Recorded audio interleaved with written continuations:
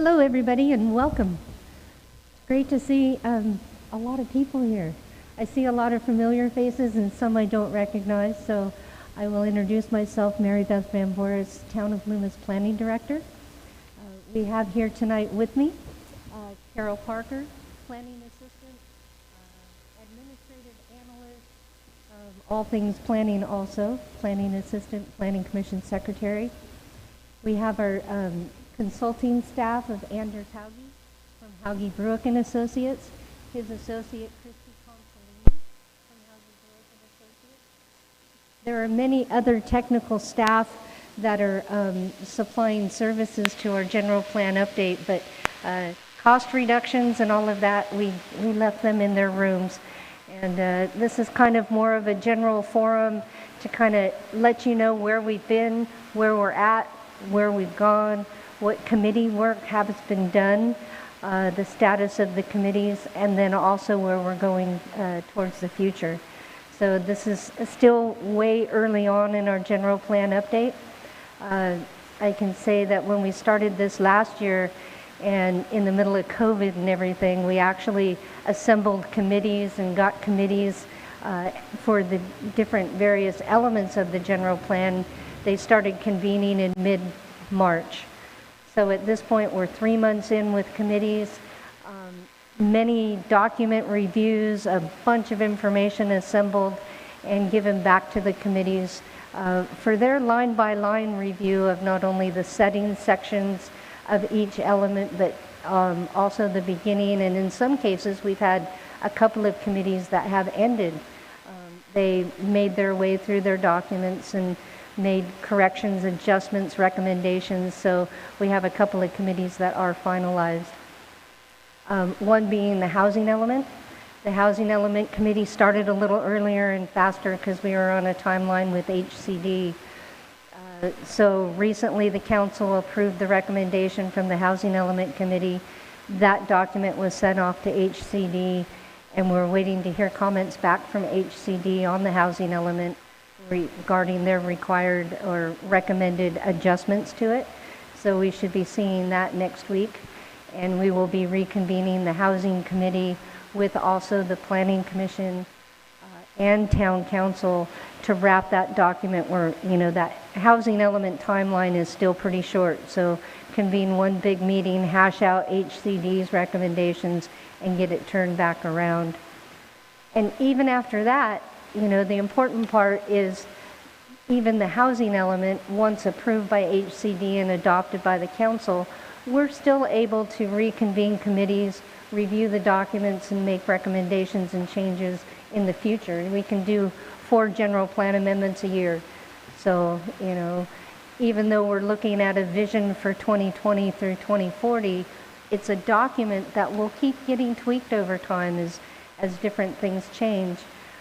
The last general plan update was in 2001, so we're in 19 going on 20 years, and that document has served us very well, and the committees have recognized that, and for the most part, the only substantive changes of the general plan have to do with different regulations and requirements by the state.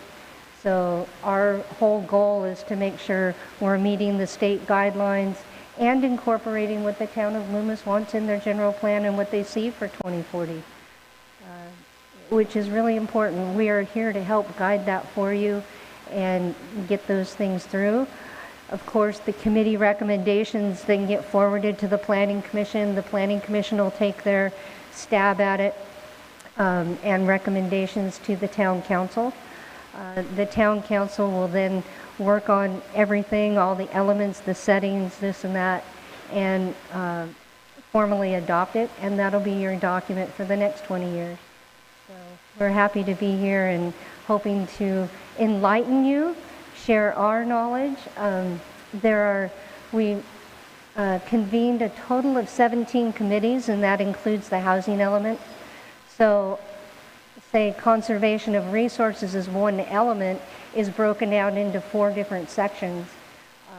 Greenhouse gases, climate, energy. So we broke those down into subcommittees. So each subcommittee looks at their own topic does thorough review on that. Their recommendation goes up to the overall Conservation of Resources Committee, which is an umbrella committee that'll take all of those different subcommittee recommendations and compile it into a whole document that can be forwarded to the Planning Commission for approval. So, you know, at any time during this, feel free. Andy will be giving a presentation specifically on where we've been, where we're at, and where we're going. And along the way, we will allow public input, topic-specific, 3 minutes per person. So be respectful of the others that may need to speak after you. We're trying to do this in 2 hours. So hopefully things will run right, but we don't want to impede the process either. So if we need to be here a little longer to make sure we get everybody's comments, that's what we're here for tonight. We're also running this same presentation on Saturday at the depot from 11 a.m. to 1 p.m. Both of these events, courtesy of K.benedict, are being streamed through our YouTube channel. So if somebody you know wasn't able to make it tonight, they can go and watch that and see what happened. And then also on Saturday, because, you know, in both meetings, people may have different topics, different questions, different concerns that they would like addressed. So we want to make sure to be able to share all of this information with everybody equally. So, yes, ma'am.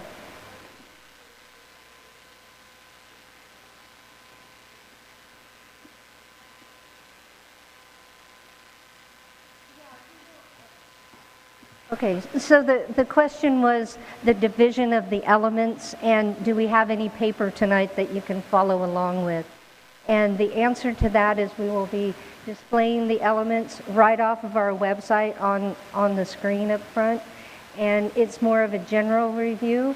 We will take your questions, comments, and things like that. We have some comment forms at the back of the room if there's something specific that you addressed either during the meeting. We're not really taking notes. I mean, we take notes.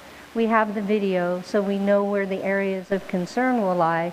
But if there is something specific, feel free to grab one of those comment forms at the back and get that to us.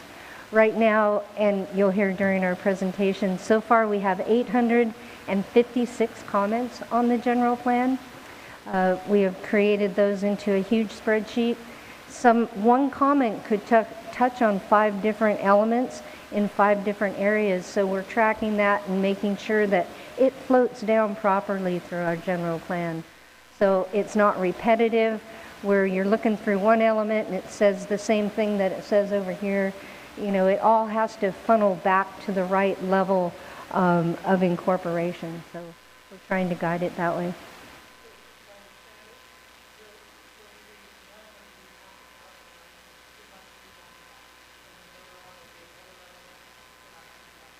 Exactly. Oh, the question was, will each element be reviewed for comment before proceeding to the next element? And the answer to that is correct. We will be going element by element and addressing all people's questions and concerns. You're welcome. Any other questions?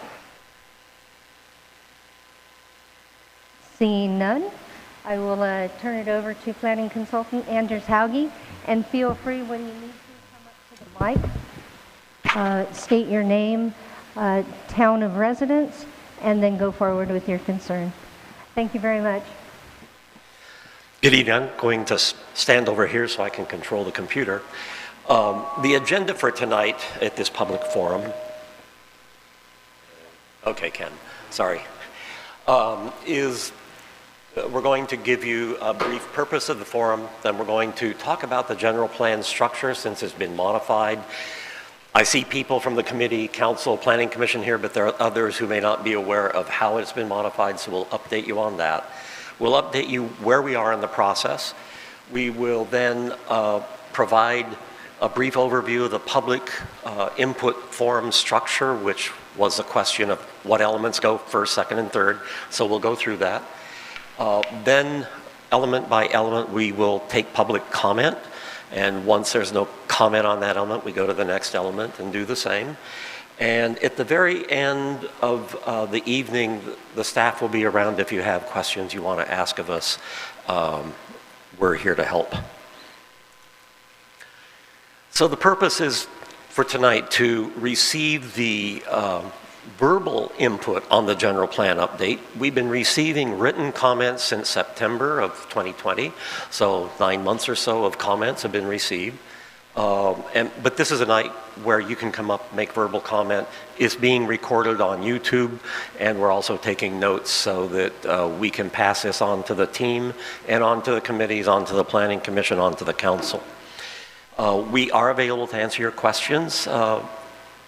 If there are questions during the present or during your comments, we can possibly take them, but primarily after. And then also the written comment period, the comment period on this piece of the general plan, which we're calling the committee draft general plan, is June 30th. And that's so that we have a chance to assemble the comments, get them to the committees, and get their recommendations. The general plan structure. Volume 1 of the general plan is the official policy document. It includes the town's goals, objectives, policies, and implementation measures. This is a document that can only be modified 4 times a year. That's it. So town carefully looks at any time that there's a general plan amendment to make sure that they don't do too many amendments in 1 year. Volume 2 is a document that is called the Implementing Standards, Guidelines, and Plans. One of the things that the town had were a number of adopted plans that not everybody knew about. So we've assembled all those into a document, and that includes things like the bike trail plan that was adopted. It includes the development design manual. It includes various numbers of ordinances or of documents that are essential to the operation of the town, but it places them in one location and allows when a resident comes in or an applicant comes in to be able to see all the documents that are going to be relevant to their project. Volume 3 is the settings and backgrounds. The setting describes the existing conditions in the town of Loomis. This is required both for the general plan and for the general plan environmental impact report. And we have one set of settings so that we don't have to go back and repeat over and over again when we're assembling these documents. And we update the settings then each time we are involved in a general plan update process or each time we're involved in an environmental impact review process. Some of the settings don't change, or geology and soils, and that way we don't have to rewrite those every time we have an environmental document. And then volume 4 is the environmental documentation. Currently, the environmental documents in Volume 4 include the 2001 General Plan EIR, the Costco EIR, and the Villages EIR. Those are the 3 that the town has adopted. General Plan schedule began last summer. And as you can see, we've been doing the technical reports. We're pretty much done with those. So the setting sections are pretty well completed.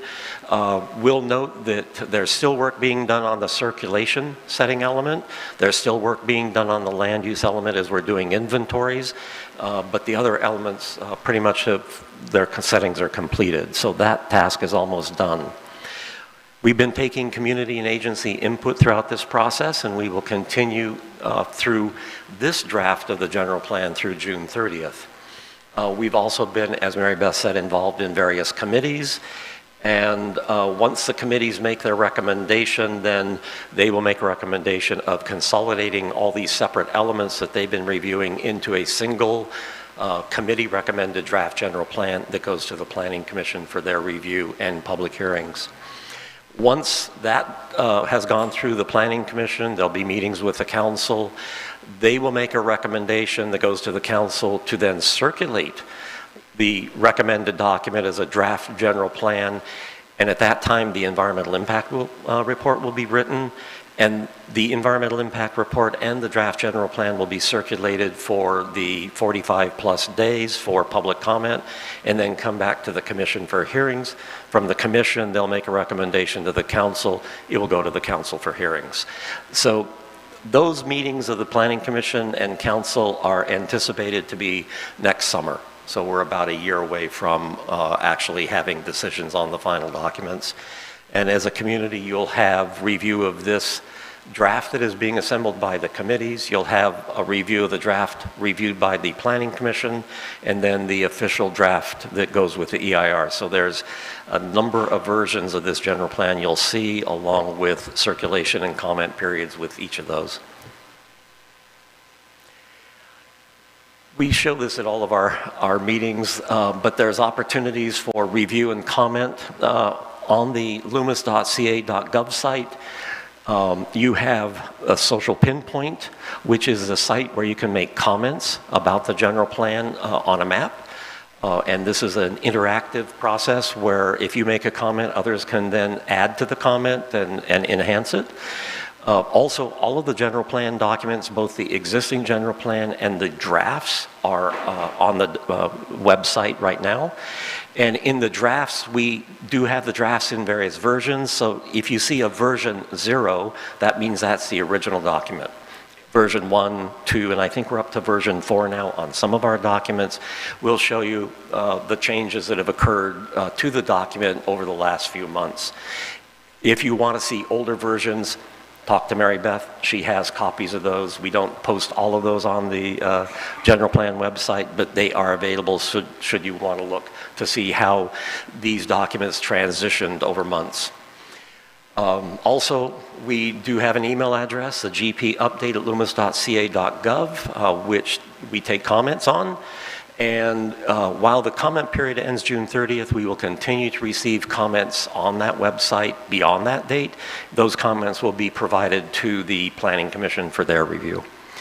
And then you can always snail mail anything to the town of Loomis. There's some forms back there that you can snail mail. You can drop them off. Also, YouTube, the committee meetings, the council meetings, and the Planning Commission meetings are all on YouTube. My recommendation is subscribe to the Town of Loomis YouTube channel, and when there's a new YouTube available, it pops up and you can take a look at it. And then finally, if you have any questions, any confusion, any issues that need to be dealt with, call Mary Beth. She's been very creative in helping people get to computers, be able to attend meetings, get documents. So if you have any questions, please contact Mary Beth and she can help you out. Next.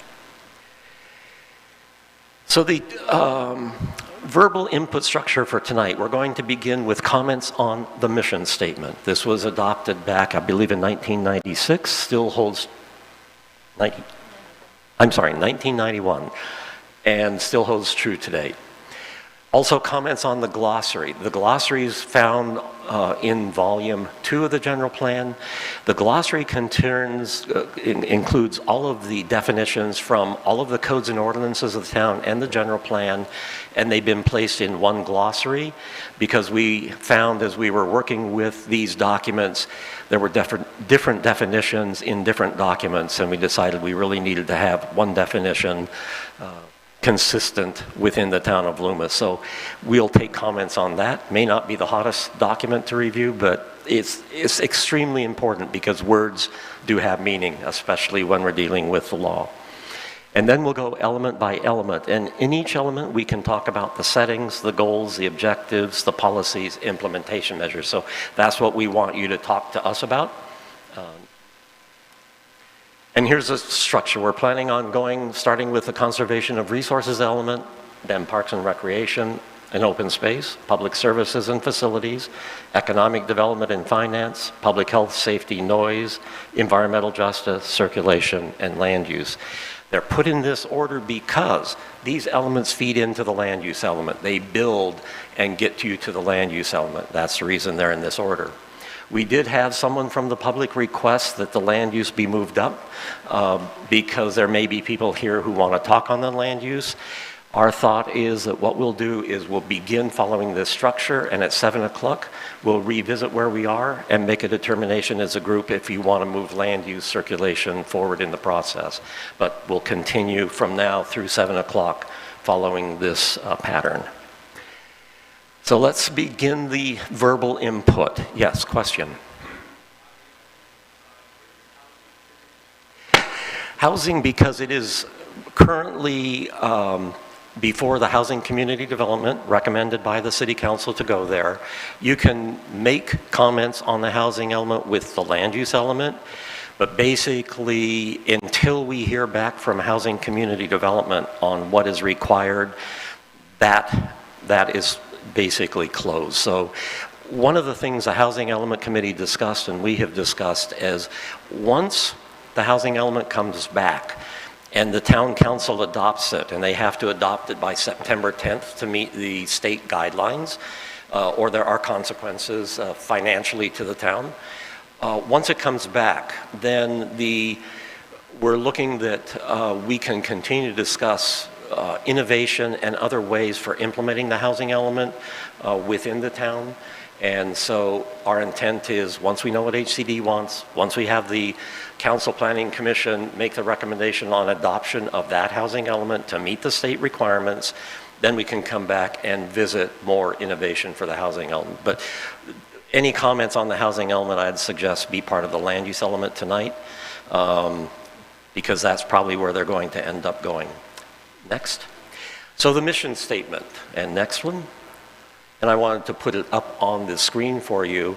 So, so far, just so you know, we've had no comments on the mission statement, other than I believe one comment came in today on the mission statement, and I have not reviewed that yet, so I don't know how it differs. But if there are comments on the mission statement, be glad to take them now.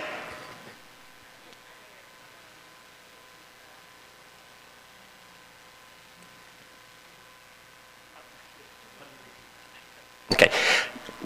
I think what you said was you made a comment on the mission statement last Tuesday when you were here. And that was part of the council meeting, correct? Okay, so we don't have that incorporated into our list of comments yet, but it will be coming to us, so we will consider that. And if you want to make a statement again about it tonight, now's the time. Right now.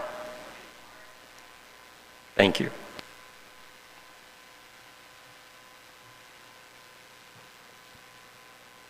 And there is a 3-minute limit on each of these, so we can move through the process, and we will be tracking the time and let you know if you're getting close.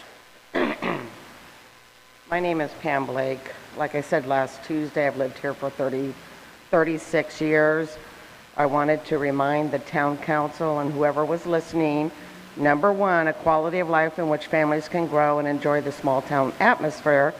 And then listed as number 5, a plan that calls for slow quality growth. The other thing I brought up, I did make a comment on the social pinpoint, and the comment was based on this: thousands of homes are approved along Sierra College and 193 in Lincoln.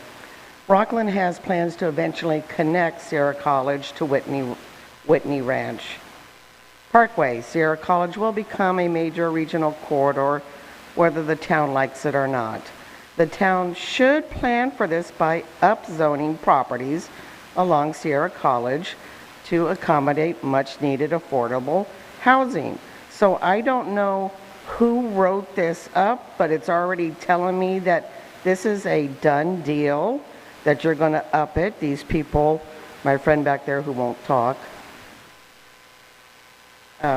people move to, Bankhead on the properties and acreage to have their horses and animals, and not to have an industrial park put in off of Sierra College, green business park.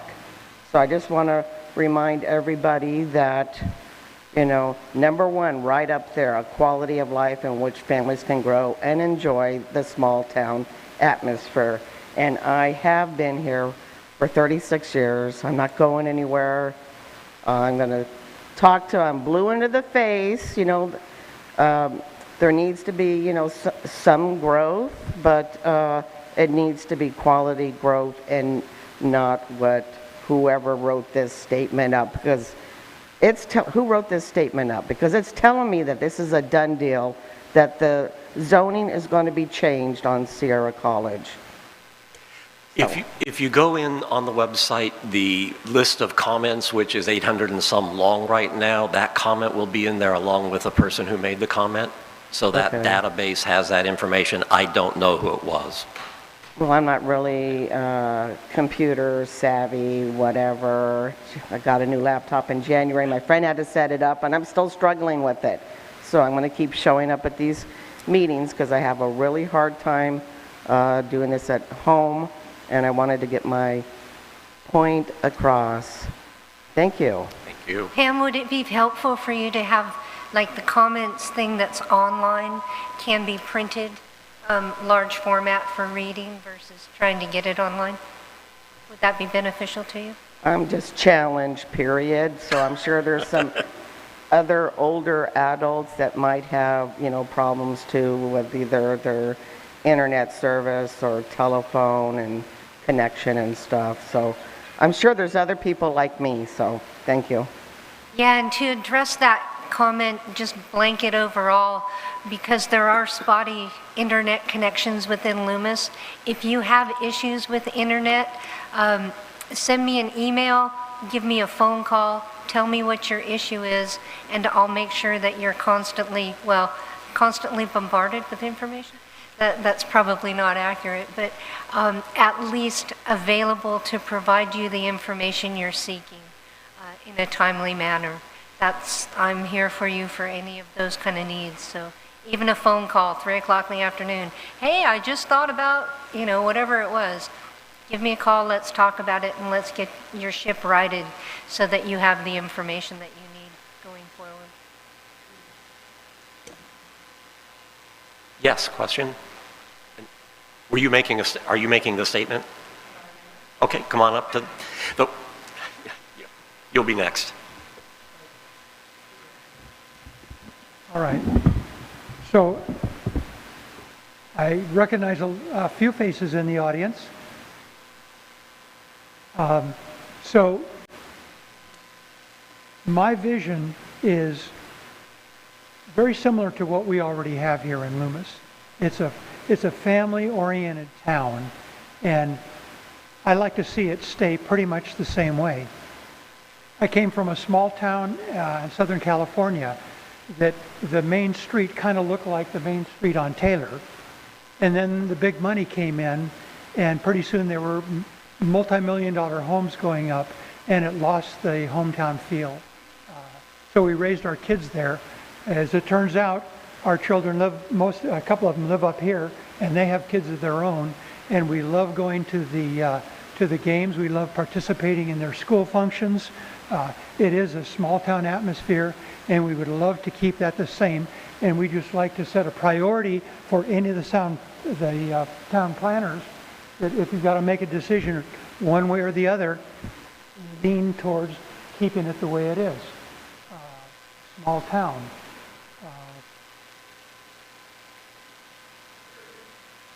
Very good. So yeah, and this is the family. You know, you all have family here in Loomis, and I'm sure you enjoy. If you don't have kids of your own and grandkids of your own, you have neighbors that do, and probably participate with them in some way, like going to sports. The schools are great here, so that's it. It's just a priority vision. All right, thank you. Thank you. All right.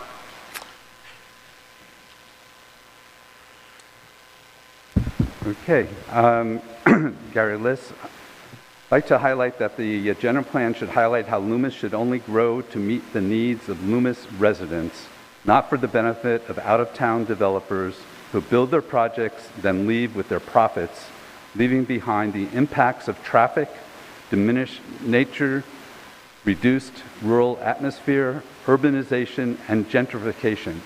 The gentrification comes as the people from wealthier communities like the Bay Area come over here. They bid up the price of housing. Some of you may have had impacts like that. And we're right in the target of where that's going to happen, and we need to put into place policies today that won't encourage the building of bigger and bigger houses, McMansions, tearing down existing blue-collar homes for richer folks coming into town. That gentrification, we're right in the target zone for happening here. We need to allow for slow, steady, smart growth for the town to maintain its unique character and financial stability. We need to work cooperatively with our neighbors and the county to solve common problems, particularly with regard to transportation, water supply, and energy. We need to make sure that we don't become just a shortcut or pass-through for traffic along Interstate 80 by being careful about the flow of traffic being directed by GPS to bypass traffic problems on the freeway. We need to support keeping Sierra College Boulevard, like Pamela has said, 2 lanes west of Taylor. It's the only thing that's going to stop the Clover Valley Parkway punching through from Sierra College Boulevard to 65, and then the Placer Parkway punching through from 65 to 99, completing essentially a beltway around the entire Sacramento metropolitan region. We are like the city and county of Santa Cruz that held the line and didn't allow Route 17 to be expanded in order to maintain their small town atmosphere. We need to do the same thing with Sierra College Boulevard. We hold the keys to the beltway of metropolitan Sacramento in our hands, in our general plan. Now is the time that we need to make sure that we don't allow that expanded activity on Sierra College Boulevard like Pamela was talking about earlier. Thank you for the time. Thank you. Others who want to speak on the mission statement? If not, we'll ask if there's anyone who would like to speak on the glossary, especially if there are terms that you think need to be included in there that have not been included. Terms that are being developed right now include the definition of rural, since it's brought up a lot. There's also going to be new definitions for parks, open space in there to clarify. So any comments on the glossary? I know it's a really hot topic. Okay. Oh. I was going to ask for a show of hands if anybody has looked at the glossary. Okay, we'll get to that part. Eva has. Oh. Okay. Were you going? Come up to the microphone, please. On the YouTube, they can't hear unless we're in the mics. The question is, does the glossary include the Open Space Committee 2 report and the council recommendations for approval of specific recommendations of that report, which was a couple-year project that a lot of us put a lot of time and effort into, and was council-adopted policy in 2009, 2010. Has that been included in the glossary? If there were terms in that document and it was adopted, the terms are in the glossary. But I believe... Not yet. I have not added that particular document to it yet. It's a work in progress. Okay, so the request would be to add that. Also, the Park Recreation Open Space Master Plan document, was that included and those recommendations included in the glossary? I would say not yet. And in fact, that document is being considered as part of the new Parks and Recreation Plan. And that older plan will be terminated with the adoption of this general plan. So that's right. It goes into this new general plan update. That's great. Okay. All right. Come forward. I haven't looked at the glossary, but I would like you to read off your definition of what rural is with everybody here and watching. And I also want to say, I work outdoors, you know. I work outdoors. I started a new job yesterday outdoors, so I'd rather not have my face in my laptop, you know, looking at a bunch of stuff that I just wanted, you know.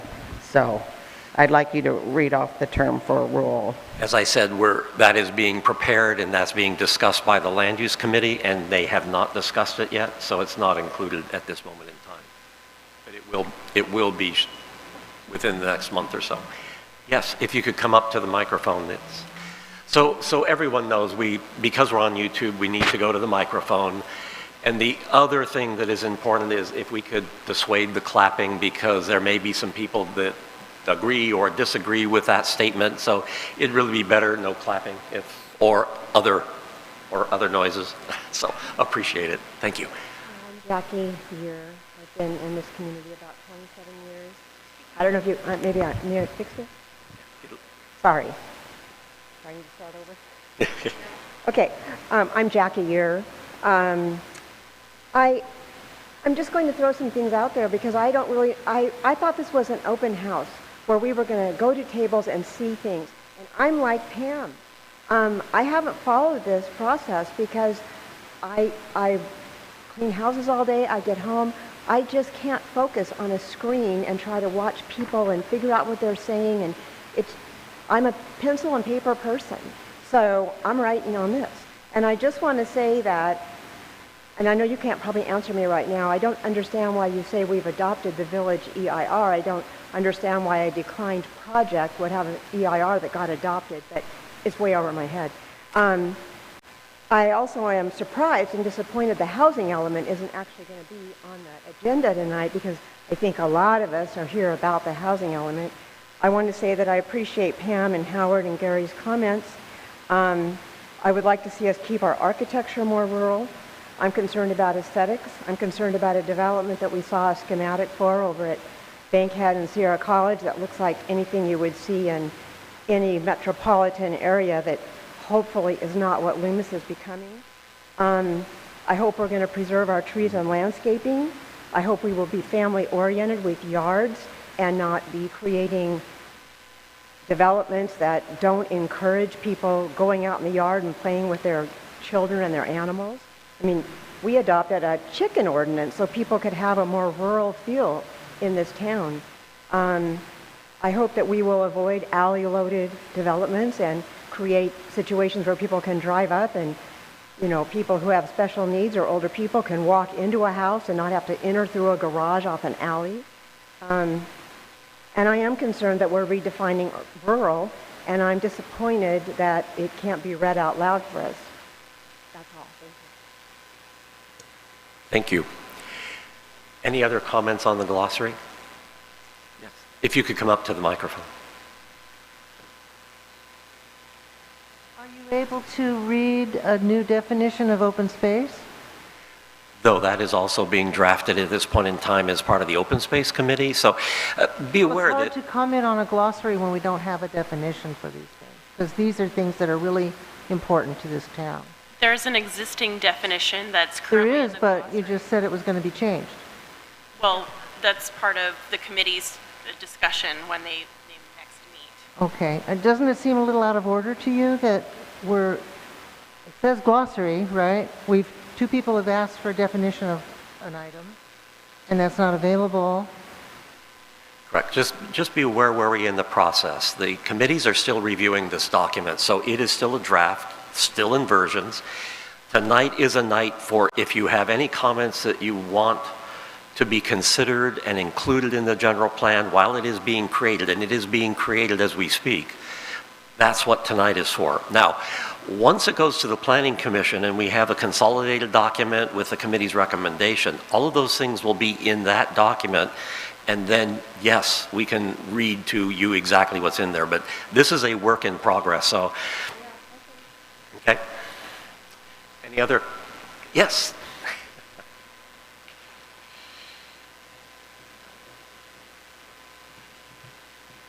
So what I think you're trying to say is if anybody has an idea of what rural means, please come up tonight and tell us what you think rural means. Good point. Come on. My name is Mark Steelman. I'm an electrician. I've lived here for 30 years. I've raised my kids here, both graduates from Del Oro High School. I coached Little League at Penman Baseball, Hell, I run the Penryn Adult Bowling League, our co-ed softball team. I don't see why we just don't stay rural. I mean, we got Ace Hardware. What else do we need? That you can't get 2 miles down the road that way or 10 miles up the road that way. You know, Taylor Road is already a disaster at 3 o'clock in the afternoon. I mean, we got to keep our growth to what we want here in Loomis. Do we want to be the next Rockland or Roseville? I don't. Okay. Please. No. All right. Come on.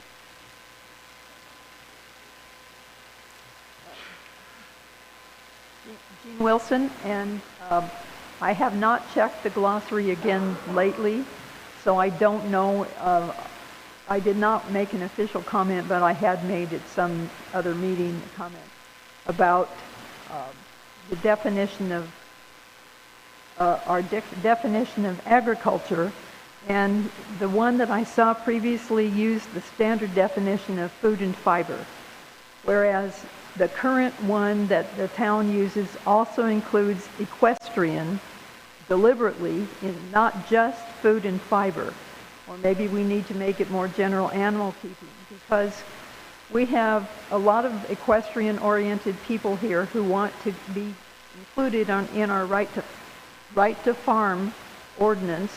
But if we redefine, which is on agriculture, if we redefine it as only food and fiber, then those people can be left out, or other kind of animal keeping that is actually pets, not food and fiber. So I would like to make sure that we keep that part of our definition. Equestrian at least, or perhaps include, just make it animal keeping and not just food and fiber, because a lot of people in Loomis have things that we consider agricultural, but they may not fit that specific definition. All right, thank you. All right, any other on the glossary? Thank you. Then let's open up the conservation of resources. In this element, we talk about aquatic resources, biological resources, soils, agriculture, cultural resources, energy, air quality, and greenhouse gases.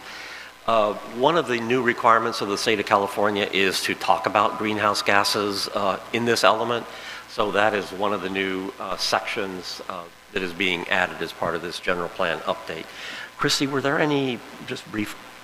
Sure. Some of the topics that we've covered in our discussions have been oak woodland heritage, native tree and habitat protection, stream protection and maintenance, conservation easements, preservation of historic buildings, and improved discussion of paleontology, creation of historic districts or criteria for resources significant to the town in terms of historic resources, wood-burning stoves and natural gas use, and greenhouse gas reduction through transportation improvements, among many other topics that we've been discussing.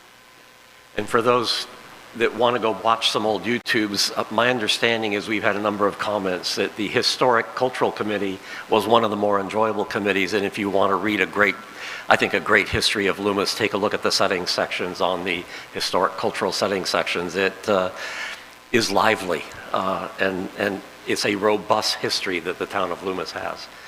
So are there comments that persons would like to make on the conservation of resources element? Gary Liss.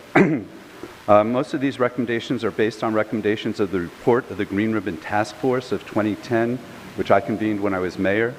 The Green Ribbon Task Force was asked to identify opportunities for residents, businesses in the town to save money and participate in expanding green jobs and the green economy. I'd ask that that report be referenced in the general plan as one of the documents that the council again adopted the recommendations from that Green Ribbon Task Force, and those should be included in the sustainability and conservation of resources section of the report, much like these other reports are being referenced. On recycling, we called for the super recycler rate to be highlighted to residents, which includes 32-gallon service, blue bags for recycling, green bin for yard trimmings, at no additional cost in all urban areas of Loomis. It's actually, at the time when we did it in 2010, it was a 40% discount on rates with the Super Recycler service. That Blue Bag program needs to be improved with a number of specific recommendations we submitted in writing, but particularly needs education and instructions on how to participate. Those instructions should be on the town website. There should be flyers available, and when they distribute bags, they should include that information with the bags. On green building, green businesses, and green jobs, we talked about the importance of educating on the Cal Green Building Code, encouraging businesses to join now the Sacramento Area Sustainable Business Program, which is a great program for implementing sustainability initiatives and being recognized for that, run by the Sacramento Business Environmental Resource Center. On energy and water efficiency, we stress the energy audits needed, initiatives for public and private facilities, and particularly buried within the report are solar panels on shade structures that should be built over all town parking lots that are not naturally shaded. So by the train depot, putting shade structures up with solar on top of them, providing energy for the town facilities and neighboring businesses. Those are the conservation of resource recommendations. I do appreciate the stream mitigation issues being addressed with the water situation that we have today. We need to keep our water clean for habitat. Habitat is part of this small town family. It's not something else. Wildlife is part of our family. We need to protect them, the fish, the animals. They're part of what we value here in Loomis. Thank you. Other comments on the conservation of resources element? I'll just add to that the Empower program I think would be a welcome to return to help residents afford solar, that those that can't, because obviously that is added to your tax bill and gives you a way to afford solar. So I think bringing back Empower be in there. All right. Other comments? If not, let's go to parks, recreation, and open space. In this element, we talk about active parks, passive parks, open space, and trails. And Christy, what are some of the discussion items?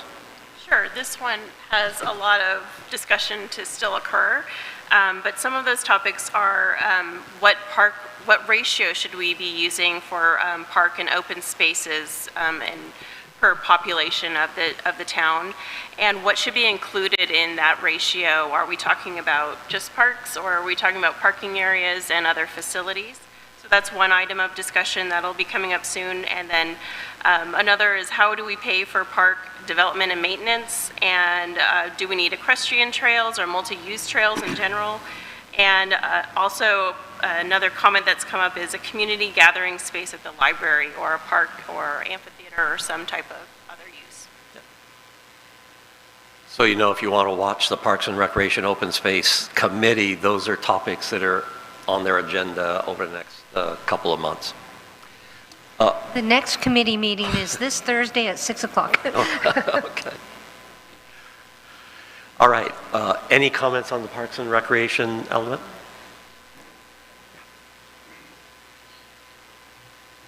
Just want to reiterate Gary Liss here, including the recommendations of the Parks, Recreation, Open Space Master Plan into the general plan, as we talked about earlier, including the recommendations on the Open Space Committee 2 report, that the recommendations that were approved by council, not the whole report was approved.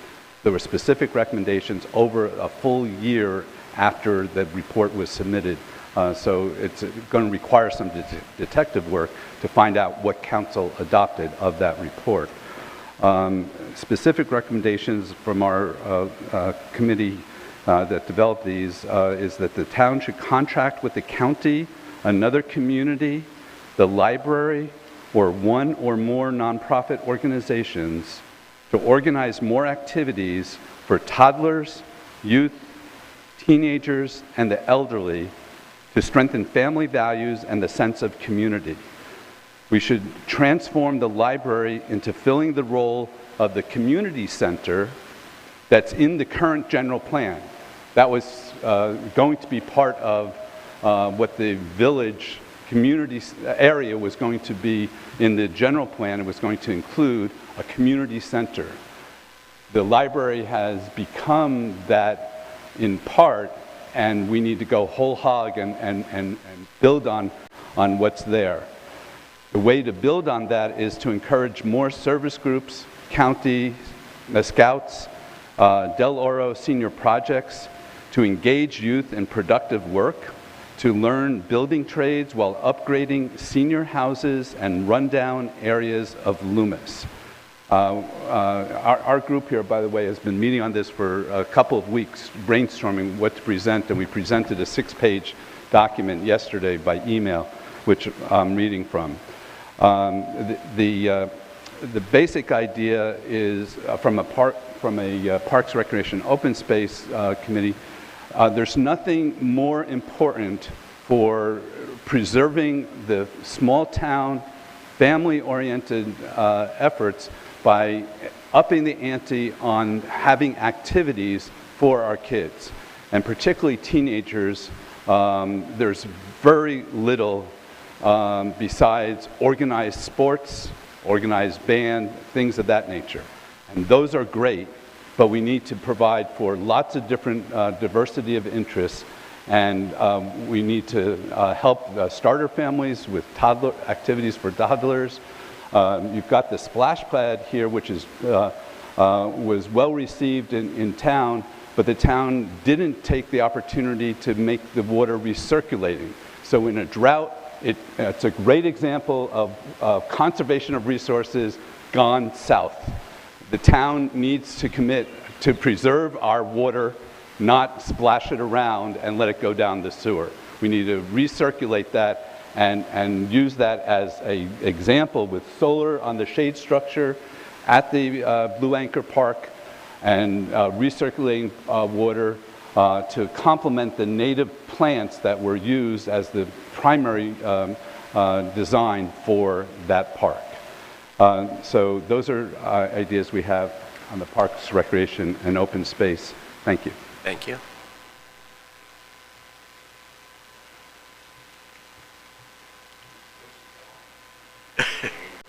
Yes, you are.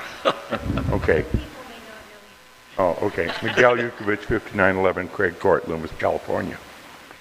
I don't want to be argumentative with Mr. Liss, but I was a big promoter of the splash pad, and there is a meter on it, and that splash pad uses less water than my house does. It's about 450 or 500 gallons a day, so it's not a real water waster. Economically, it's not feasible to recirculate the water. Rockland put in a spray pad. They looked at what the cost would be to do recirculation. I think it was about $350,000. So they put in their spray pad, and it's not recirculated, but that's one point. Getting back to parks, it's interesting. Right now, the town of Loomis has 1.5, maybe 1.6 acres of parks. Sunrise Loomis Park and the little park over here. The proposal is to have 5 acres of parks per 1,000. That would be fine, and that's what we had before, but there needs to be a commitment then by the town council that when there's an opportunity for a park, that they don't say, well, we can't afford it, because that's what happened in the past. At Hunting Oaks, there was a place where we could have put a park in. Getting back to what the park costs and why you can't afford it, there's a fee right now that's collected, and it's adjusted based on the cost of land. And it provides enough money to acquire the land and to build the park. Right now at 5 acres per 1,000. So that question about, gee, you can't afford to build it is not true. Then if you're going to do that, then don't charge the park fees because you're collecting it from the people. So that's one issue. Secondly, about maintenance. Well, we can't maintain the park. There's several methods where the people that live in the subdivision pay for the maintenance of the park. So that question's really not correct. On the amount of park acreage the town really needs, I really question 5 acres. Loomis is somewhat unique in most communities. We have 3 elementary schools and we have a high school for 6,000 people. That's enough schools for probably 30 to 40,000 people. So you do have the open space, park facilities there that the community can use on certain times. Now the problem with school facilities is when the school's in session, you can't use the school facilities. So there are some needs for neighborhood parks. And also I would like to see that neighborhood parks be a minimum of, say, 3 acres.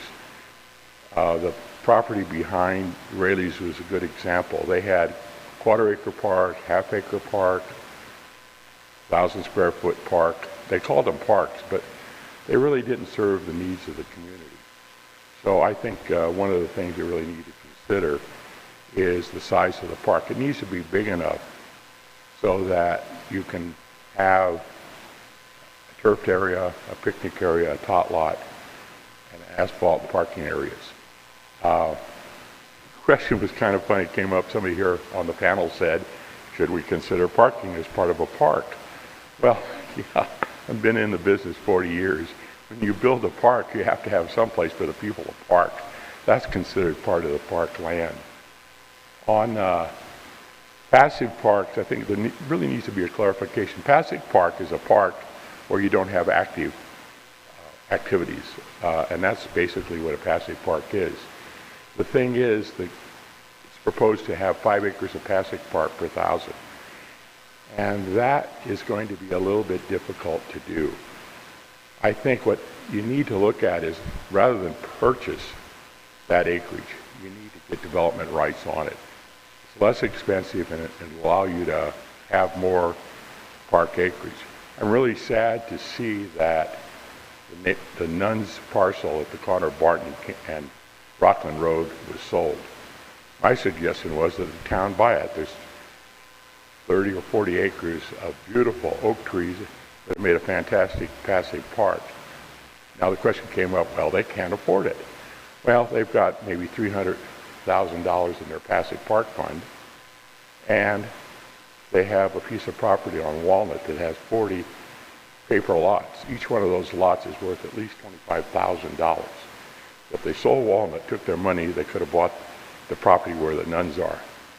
So that's, you aren't going to have many opportunities for passive parks. As far as trails, everybody would like to have a trail, but it's going to be pretty difficult to run, quote, trails through. I use my time up? Oh, okay, I didn't know there was a time limit. Okay, that's all I have to say. Thanks. Thank you.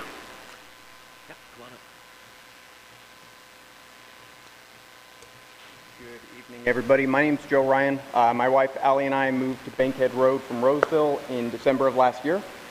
We love it to death. We came here for the small town atmosphere. We plan on raising kids. We're probably going to start within the next year or so. We got to get our roots settled here first. Roseville was great. I've lived in Placer County for the last 10 years. I work in public safety in Placer County. That's about as specific as I can get without getting in trouble. We love it here. I think it's very important. I wanted to make a brief comment early. I can appreciate wanting to acknowledge those that may not agree with the clapping or the statements that were made, but not everybody here is going to be comfortable coming up to the microphone and expressing their opinion.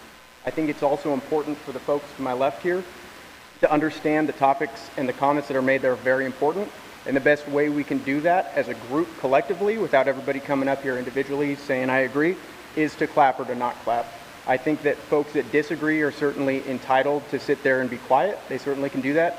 And they also have the opportunity to come up and say something if they disagree with the comment that was made. So that's all I'd like to say. Thank you. Thank you. Yes.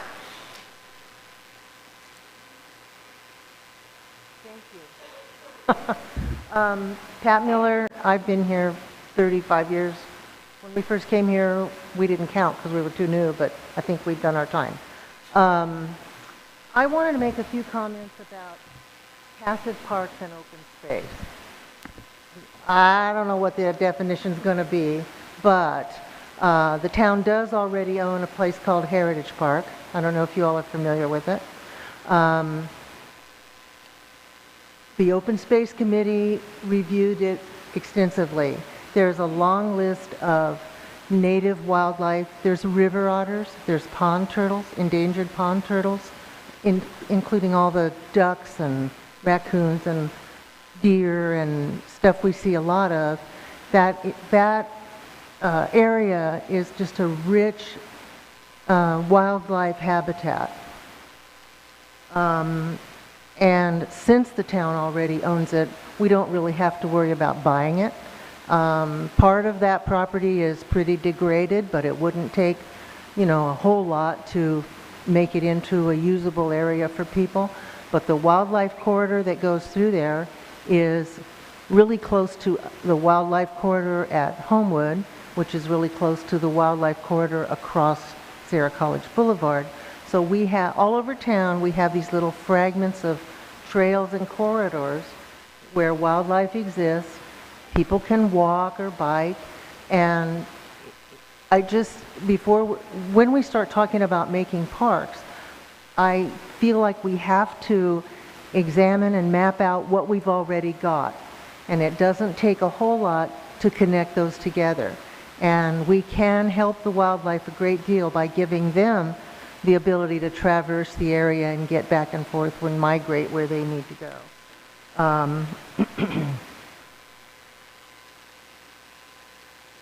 Where did Miguel go? Did he leave? He mentioned $300,000 in the Passive Parks Fund. Hey, why is it sitting there still? Let's get, get a passive park. Use that money. And about parking, I appreciate the point that when people go someplace to recreate, they have a place to put their vehicle.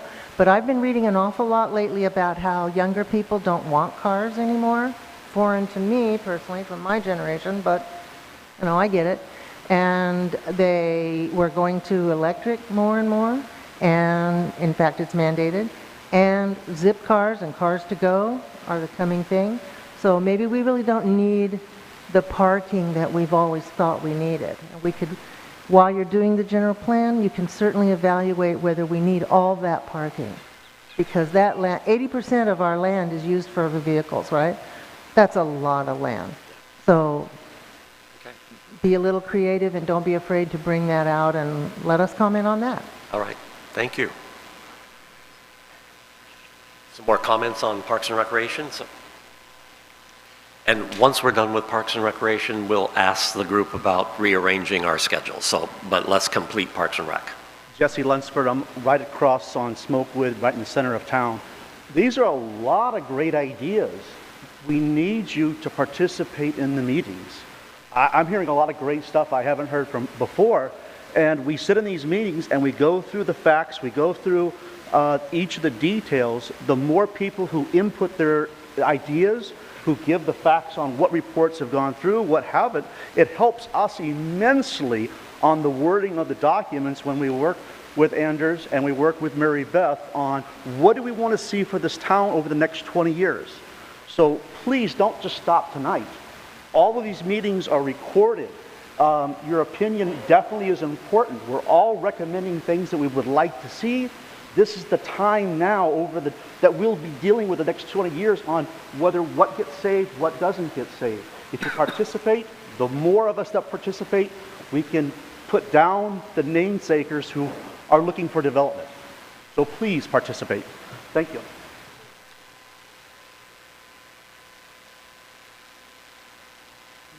Mark Stillman again, and my comment may be a little more pointed towards land use, but the perfect place. I live, if you go over the freeway on Horseshoe Bar Road, you go past the park and ride, there's a dirt road on the left.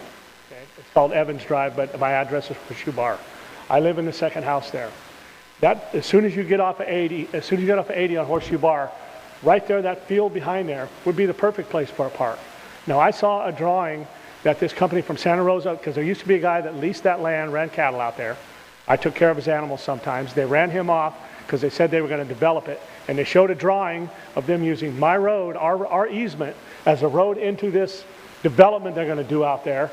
And the only little square area that isn't going to be developed is my house and the neighbor's house that lives on Horseshoe Bar. And I'll tell you, I'm going to raise hell about that if that happens. But what a more perfect place for a park. There's a creek right there that runs through there. There's probably 30 acres there. You could have a dog park. You could have walking trails. I mean, that's prime for it. They've tried to do, how many times have they tried to develop Turtle Island and everything else right there? You know, I don't see that happening. I mean, that's a perfect place for a park. I'm just throwing that out there. All right, thank you. Yeah, just a note, the town is updating its geographic information system, and I believe we just updated the Parks and Recreation map. Christy, is that correct, that we now have that version? It still needs some trails added to it. Okay, so we're almost done. So just so you know, that will be uploaded pretty soon, showing you that whole, what you said, to show the connection, what's existing, and where there's potential for connection. So that is, it takes a while to ground truth all of these things, so we're getting there. Yeah, come on forward.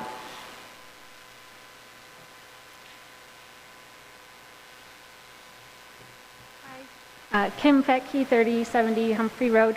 Wanted to say thanks for this opportunity to provide comments. Everybody, what works for one doesn't work for another, so I appreciate that we have this opportunity to come and speak to you in this forum and the other opportunities.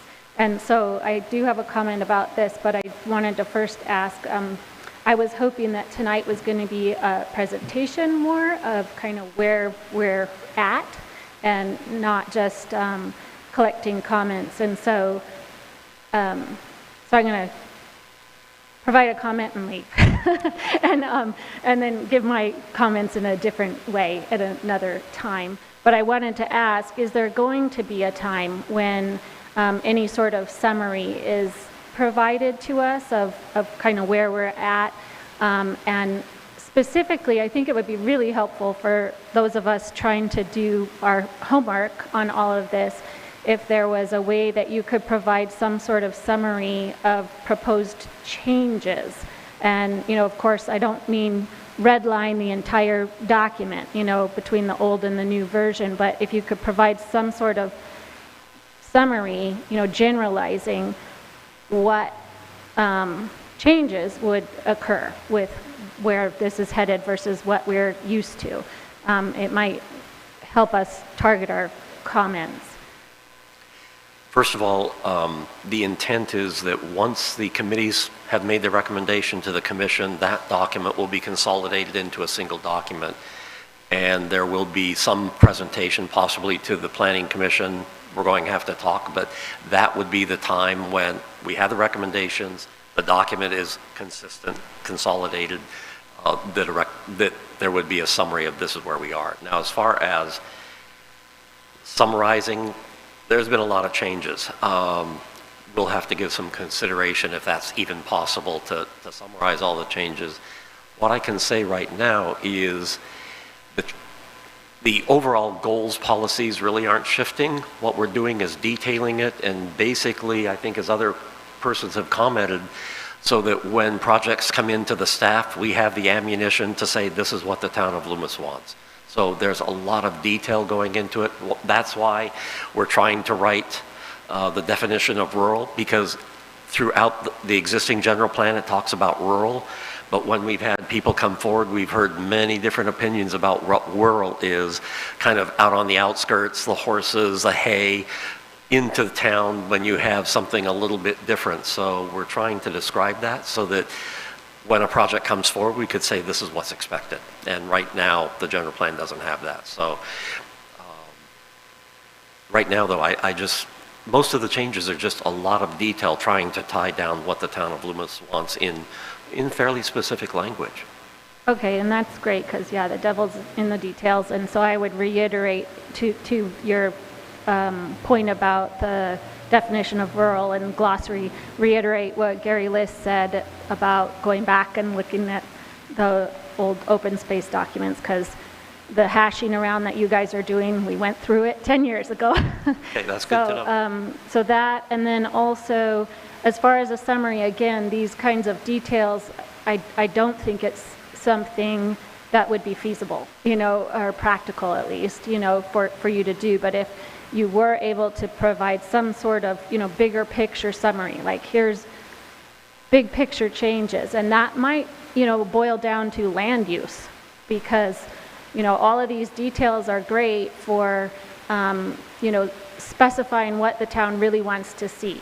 But for all of us with all this, to review, to be able to provide useful comments and stuff, again, talking big picture, I think that for residents, a lot of that comes down to land use. So, if there's changes being proposed in the general plan land use, I'm not sure actually what they're called, the zoning equivalent. The land use designations. The land use designations are going to change.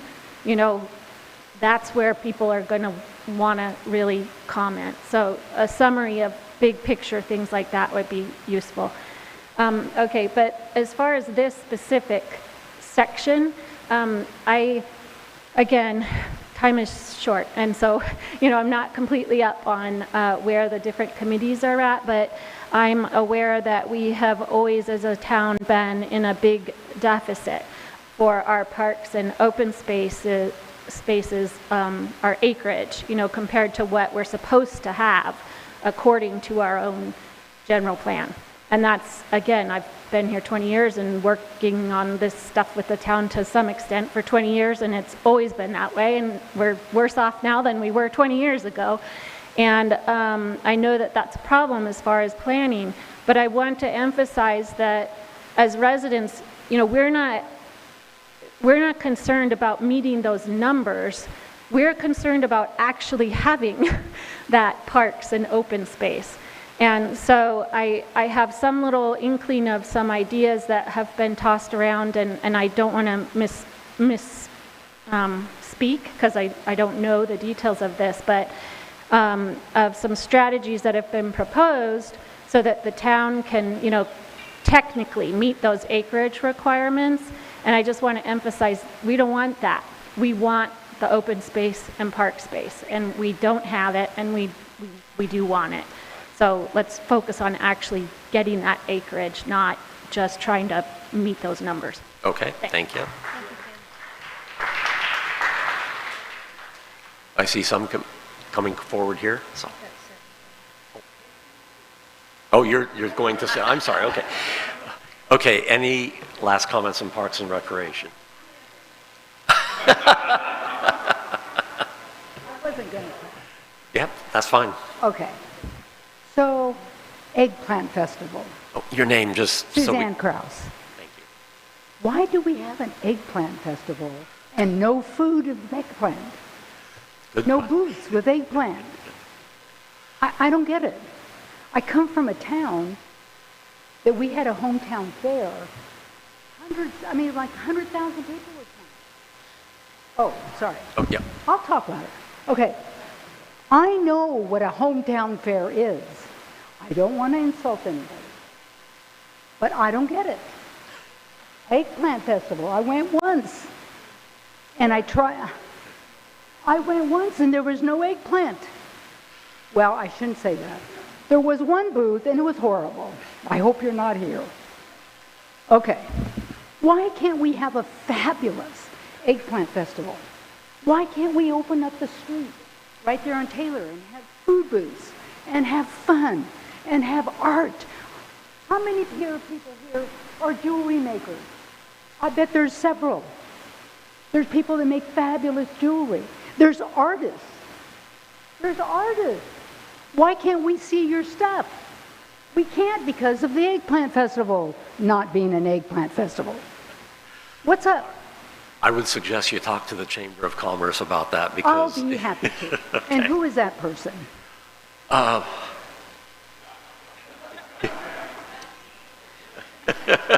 Brian DiMartini. Yeah, Jenny used to be with the Chamber, so talk to Jenny. Check my face. All right. I want to talk to you. Okay. If there are no other comments on the recreation element, the question of this group, we will stay here as long as we need to stay here. We've kind of agreed to that. Ken, I hope you can. So do you want to move forward the land use element at this moment in time? Could I just see a raise of hands if you do? Okay. That's overwhelming, so let's bring that forward. All right. So on land use, it includes residential land uses, commercial, industrial, public, and as somebody mentioned before, it's not a zoning map, it is a land use diagram, which is the official title, and the land use designations then are defined in the land use element. At this point in time, the land use committee has not begun discussing land use items, but there will be a land use committee meeting with all the subcommittee meetings. Mary Beth, what date is that meeting with the land use committee? The mega land use committee we're having. Oh, it hasn't, but it's going to be in July. So choices about land use diagram will be discussed with the land use committee in July. The reason for that is we're waiting for the HCD, the State of California Housing Community Development recommendations, which get to land use designations. So we're going to have one committee with all the subcommittees, probably invite commission and council to the same thing so everybody's on the same page. So Mary Beth will post that when that is established, and that will be established once we get the letter from HCD. Could you, Chrissy, kind of go over some of the other topics that had been discussed? We have a lot of work to do in that area, so there will be quite a few more meetings coming up for land use. And as Jesse wonderfully said, please participate. These ideas coming out now are where it's most useful to us. So some of the ideas that need to be discussed are, what do we call the Loomis downtown area? Is it the downtown, the town core, the central core, town center? There's lots of names out there that are used. And what is that area? We need to define that. What do we do with the landlocked business park area? Are there areas where the land uses should be modified? And consideration of requests that we have received to date for land use designation changes. The use of setbacks to buffer uses from one another, or major roadways, or to maintain the rural character of the town.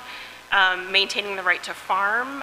There's quite a few topics that we need to discuss in terms of the definitions and cleaning up those definitions. So you understand the land use is running behind everything else, just as we said, everything else feeds into land use, so it is running behind right now. But at this moment in time, open it up to comments on the land use element. So come forward.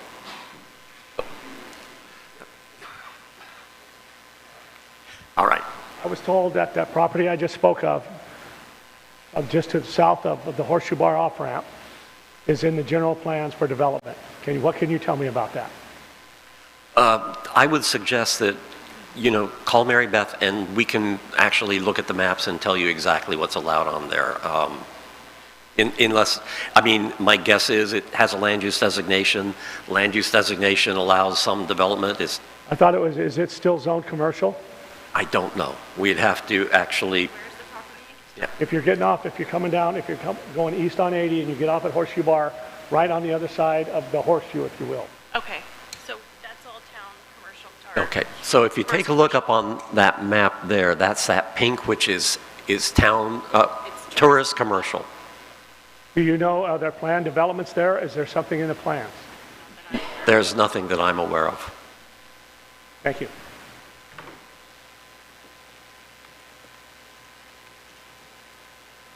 Eva Marshall. Can you just explain to me, we're talking about land use designation. At what point does it transition into zoning? And once we have designation going, what is the process to getting what is zoned a certain way? So if you can review that, that would be appreciated. So the general plan, I wish I had my diagram, but the general plan is that overarching document in the town of Loomis. Often it's called the Constitution. And within the general plan, there are land use designations, and they provide a broad description of the land uses that can occur within that designation. Then once that is adopted and official, then the town is required to go in and update the zoning map and the zoning designations. So one land use designation on the land use diagram might have 1, 2, 3, or 4 zones that are appropriate. And so then the town, as a separate action, would go in and amend the zoning map to show those uses. So at this point in time, the land use map in Loomis is not consistent with its zoning, specifically the village's property. So somebody had a question about what happened. So the villages was approved, and that included land use designations in the land use diagram. It included zoning as part of a zoning map. It included the environmental impact report. And the referendum took and abolished the zoning and that agreement, and it abolished the development agreement. But it kept in place the environmental impact report that was certified. So that's still certified, and it kept in place the general plan land use designations. They're still in place. So the land use committee will be looking at the village's property and other properties to look at the consistency between the land use designations and the zoning. There is a report on the city's website, I would say, call Mary Beth and she can give it to you, and it actually describes the village's property and the zoning, the land use, the inconsistencies between all of those things. It literally goes through and describes that. There are some other locations that need to be looked at in the town that just need to be brought up to date for consistency. But the process is the general plan gets adopted and then the zoning is adopted. So one of the requirements once you adopt a general plan is then to immediately embark upon a zoning code update to make it consistent. So state law requires that the general plan has to be consistent internally, and every code and ordinance in the town of Loomis has to be consistent with the general plan. So there's a consistency between all of these things.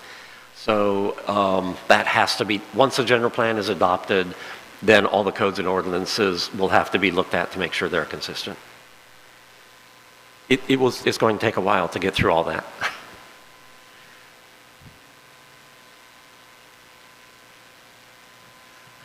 Good evening. My name is Steve Fetke. I live on Humphrey Road. And I just want to thank everybody in this room, everybody on the committees, the town council, everybody watching online for being involved and caring. I mean, that's what makes this small town a big family.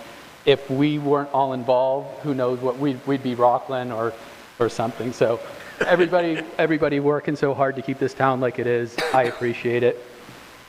I'm sure many of us would like to keep Loomis exactly as it is, or even turn back the clock a few decades, but that's not going to happen. It's an extremely desirable place to live, and we're all privileged to live here. And the pressure to develop and the pressure of people moving in and driving up prices is enormous. And we'd like to have more parks and more open space, but that costs money, and the town would need money to purchase those properties to do that. What it comes down to me is really about appropriate development and what this land use plan is. And the two key factors for me are how close is it, the land, to the center of town, and how close is it to the freeway, and then what are the surrounding uses. So if there's rural large properties, it's not a good place to put in an industrial warehouse project like we see proposed for Sierra College Boulevard there. In my opinion, the development that's going on in Taylor by Lorenzo's is appropriate. Some multifamily houses, not overly big. In my opinion, which may not be some others, I think the Costco 1/4 mile from a freeway that was just updated the off-ramps is appropriate, and that brings in a lot of money that the town needs to do open space and things like that. For the village, the location is as dense as it should get in Loomis. It's close to the center of town, it's close to the freeway, but what was proposed there was not appropriate for a small town. And we talked about rural, and rural is really not in town. Rural is the outskirts. So I see the green parts, that's rural.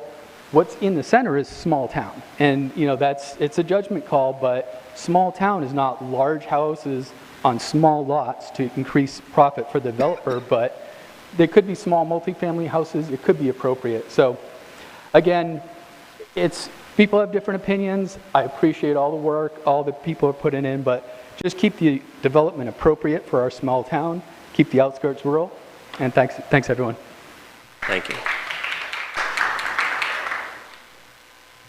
I'd love to add on to that, so I'm going. I jumped right up, Miguel, sorry. Talking about, that's true too. Okay, so I want to talk a little bit about this as well, and that piggybacking on some of these. My name's Sandy Calvert, former mayor. I sat on the Open Space Committee before that, and feel very passionate about some of these. But I don't know if the town or if the residents know, but you know, we did. I like that. Yeah, we did zone for Costco to go there, and it makes sense to go there, not to go off a Horseshoe Bar Road on a 2-lane overpass. The idea of an open space would be great, rather than slamming in development that we really can't bear, the traffic can't bear. And I wanted to say these figures, that hotels produce significantly more tax revenue to the town than houses do. For property zoned for commercial use, a $10 million residential project would yield $11,000 for new revenue per year to the town.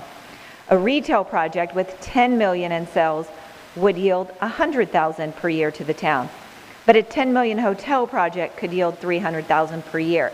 And if put in the right spot, where it should be, where it's zoned, and you know, there's a lot of ideas floating, but for those that don't know, Homewood is gone. And it would be great for Costco that wants to go right there off the freeway where it's zoned on Sierra College. Why don't we put the gas pumps over there? Let them know that it's gone. Can we put the gas pumps where Homewood is? What about a hotel in that area? And again, not butting up to, we'll call it the green, right? The rural. But the downtown should be developed and enlivened with art and music, and emphasize Loomis's connection to our local agriculture. We really need to bring the culture back to our agriculture, supporting. We have so many farmers in the area. Got some of the best. I mail our mandarins back to my friends in New York that just salivate. So really, and recently there was somebody at High Hand that was a famous person over the weekend. I'll just add that. So it's nice to see us being recognized, and I think let's include a little bit more of that. I mean, another idea could be a trade school at Homewood, or an event center. But one comment that you had made, Mary Beth, you know, some of the discussions that are being said, like, what is the downtown, what is the core? Well, as we've always said and maintained, it's the shed to shed. It's, you know, from the Blue Goose, where we are, on down to High Hand. And I believe that is our downtown core right there. Talked about an abandoned Swetzer.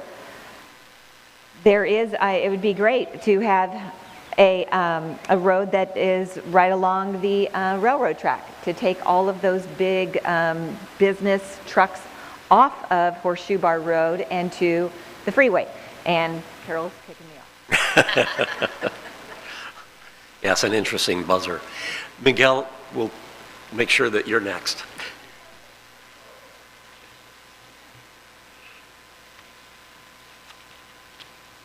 Just a couple comments, but first I want to start out and say that you are the most uninformed people. And it's not your fault, but it's somebody's fault.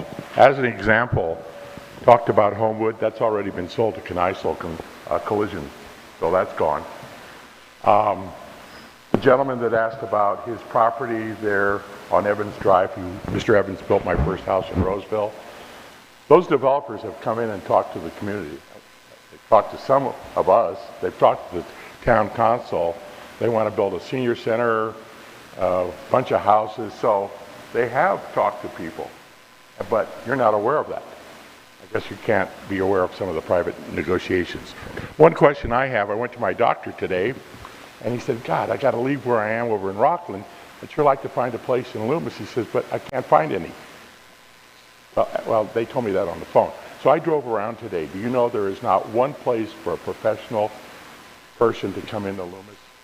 They're all on King Road. There's some doctors and dentists there. There's no place here, folks. We need some professional buildings. You know, this is supposed to be for like the next 20 years. And if a doctor or a dentist or some professional person wants to come in this town, you can't. And a good example is my doctor. He can't come in today. The other main question I have, though, is there's two proposals right now. One for behind Rayleigh's and one for the property on Sierra College Boulevard, that 80 acres across the street from the vets, that big area over there. Those two projects are now in front of the town council or the planning department, and they require a change in the general plan. And so, you know, who's leading who? If they get their request in, why aren't they told wait until the general plan is done to see what it is? So I can't really quite understand. I know there's a law, but it seems illogical that you people are going to get input on the general plan, yet there's two developers that are coming in right now that have projects that require a change, and that's going to probably be done before the general plan.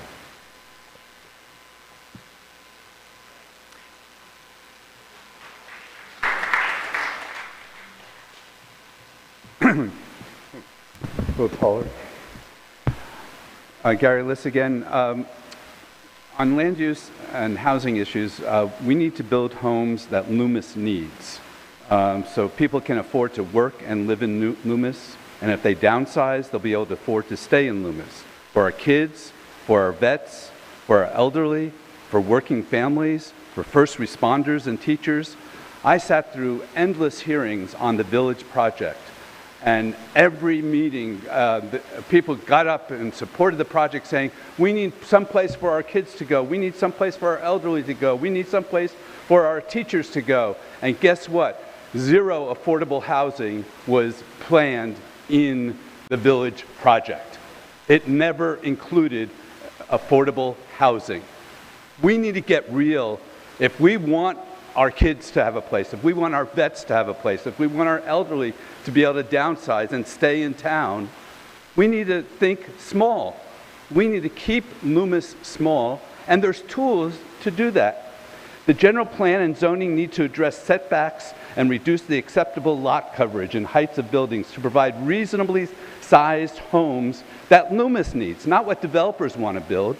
It's what we need for a majority of the project, not 10%, if that, and above and beyond the state requirements for affordable housing. Affordable housing around here has gotten a bad rep. I'm here to say, let's change that reputation to build homes that our needs are to maintain what we've got here. The Housing Element Committee should be reconvened to review the latest innovations in tools that communities could adopt to encourage the development of smaller homes. The Sacramento Bee over the last month has had a constant barrage of articles, one thing after another, talking about relax the parking standards, smaller homes, different types of structures, cities that are adopting controls to enable them to keep small houses. We need to do that. We need to be on the forefront of that because we want to be small. We are a small town. We want to maintain that feeling. I love the idea of the distinction that was made earlier about small town, that the downtown is the small town part of Loomis and the rural areas are the outskirts of Loomis. That really captures what's happening here, and I agree with Shed to Shed being what we have been calling downtown and should continue to do that. The town is the only entity in the position to be able to assert the public need for smaller homes on a given parcel of land. Developers want to build as large a house as they can on property to get the highest price in selling those houses. Totally reasonable expectation for them. But it's not what the public needs. The public needs smaller. We need small to maintain our heritage. If we allow the big houses, everyone here is going to be priced out of the housing market next time you try to move. That's what I was talking about at gentrification at the beginning of the meeting. The town should request a presentation to the Housing Element Committee from the State Department of Housing and Community Development and the Local Government Commission on tools that have been used by other communities to address this issue. The plan needs to support an inclusionary ordinance and a universal design ordinance so that developers must include smaller dwelling units in their projects that could meet the needs and financing capabilities of Loomis residents, and universal designs that make dwelling units physically accessible to all, including the elderly. The town should help seniors repair and upgrade their homes to help them stay in their existing homes as long as they can. That is the most affordable way for seniors to live. The town should work with healthcare providers and contractors to provide services seniors need that will be key to keeping them in their home. The general plan needs to adopt policies to resist gentrification, where smaller homes in town are torn down and a much larger two-story house is built instead that towers over all the other homes on the block. As people look to resettle in the Sacramento area from much more affluent communities, this could become an increasing problem. The town should also assist downtown landlords to convert existing properties to affordable housing. We talked about that a lot in the housing element. We need to figure out the tools and the policies to be in the general plan to accomplish that. Thank you. Thank you. Are there, come forward. I just had a quick response to that. I can certainly appreciate the need for smaller housing, especially for our elderly. I know I'm the child in the group. But at the same time, I think it's important to make a distinction if you are going to provide housing for the elderly, that you make it, say, a 55 and up community. Because if you make a smaller house, that's great, but there's nothing that says Loomis residents have dibs. It's whoever brings the money in and pays the developer is who's going to get the house. So I can appreciate that. I think definitely making a distinction if you are going to have a smaller home community, that you make it a 55 and up. Also, you can drive around Sun City, Roseville, which is where our parents live. It's very clean, it's very well kept. Everybody takes pride in their properties. I think that if you start dropping down, based on my experience, if you start dropping down the price too much, you start getting a different group of people in. I think that part of what keeps Loomis as nice and clean as it is because you have to make a good living to live here. And I think that people are taking pride not only in their home ownership, but also in their work product, the schools that are here, and the careers that they have chosen that have allowed them the opportunity to live here. Thank you. Thank you. Others who would like to speak on land use?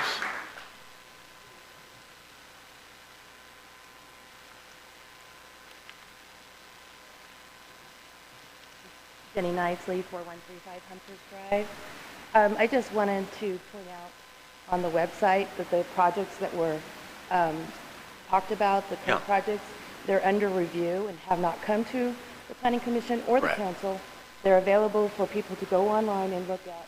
And maybe if you could explain the website and where all these documents are, make sure people know where they can go. Can do. So what Jenny just said is the project called Hidden Grove. We have a pre-application at the city, and it's being currently reviewed for consistency with the state SB 330. That project does not have any land use changes proposed, so they're building according to the existing general plan. Land use designation is what they're proposing, and so that is being reviewed for consistency. That's a pre-application. Once the pre-application is done, then they will come in with an application. Once the application is complete, then it begins going through the process of going to Planning Commission, then City Council. The Green Business Park, we have an application in. It's not complete. The town staff is reviewing that and is working with the applicant to complete all the information that is required. That process will not begin before the Planning Commission or Council until the application is complete. So both of those have applications that are not complete. Town staff is reviewing.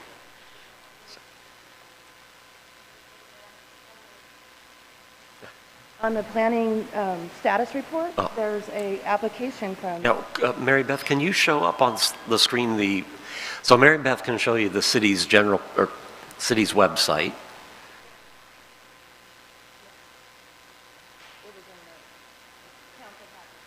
So you need to go back to... and then I just wanted to say it's kind of land use, but not exactly land use, but kind of land use. The Eggplant Festival is back on the street on Taylor Road. And it's been there, and it's planned for October 2nd this year. And it is very, very difficult to get people to cook eggplant.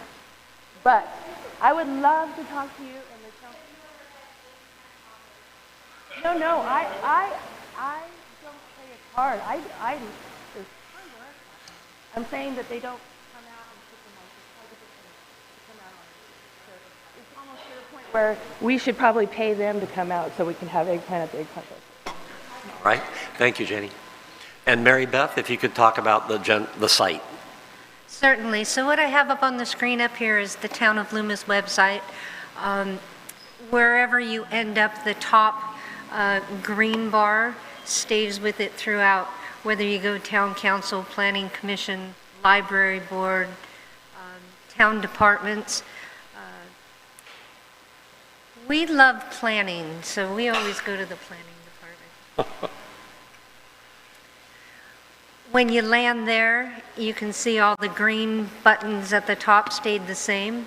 We talked a little earlier about social pinpoint, and truly a great place if you have internet connection and are able to sit there for a minute and a half. There's a lot of things you can explore there. Put comments, an ideas wall for your Post-it notes. Hey, how about a newsstand downtown at the corner of whatever? So I'll click on that really quick just to give you an idea of what it looks like. But social pinpoint interactive mapping. You end up having to scroll down to the bottom to begin the journey. It takes you to another page, which gives you our current mission statement, our gospel since 1991. Here's the ideas wall. If you have an idea about that newsstand at the corner of Horseshoe Bar and Walnut, you would go to the ideas wall. Takes a little bit to load. But you can see all the various comments that people have written, pictures, all sorts of stuff. That's kind of a general comment area. We do weekly, we are pulling comments off of this, off of written comments coming in, off of email comments, and creating that 856 comment spreadsheet that then we reply to, gets floated down forward through all the committees, Planning Commission and Town Council.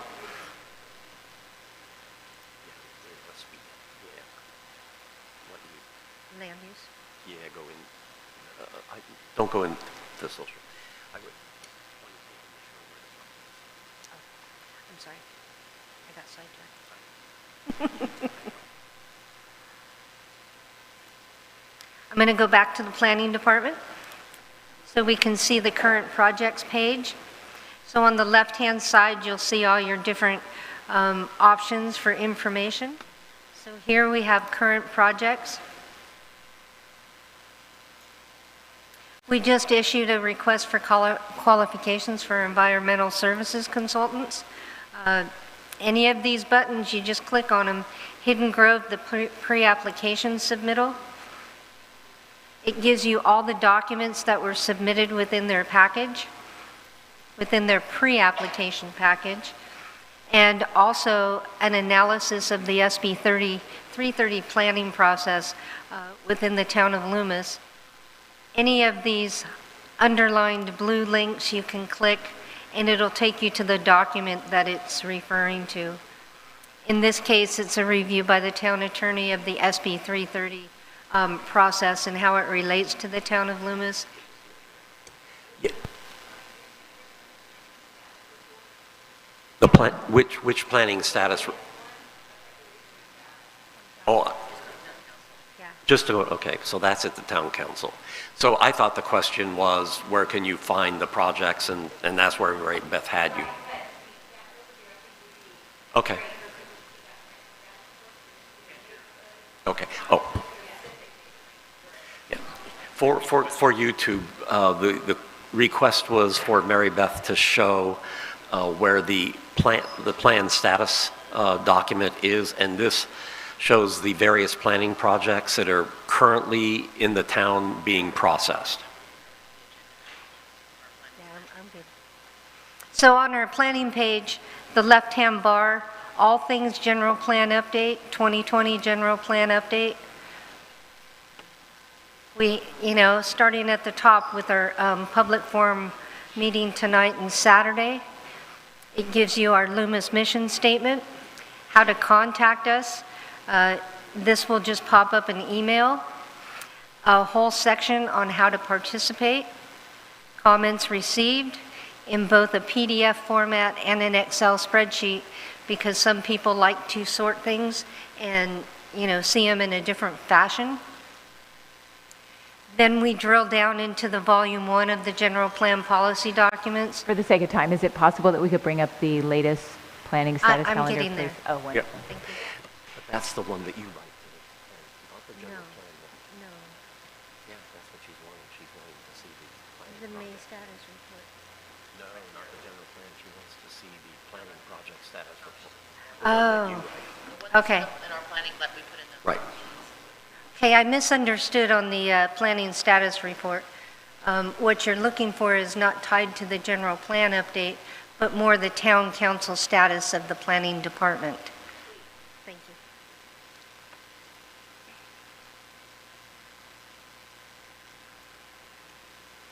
So we're going to go to the meetings. Our last meeting was June 8th, the agenda package.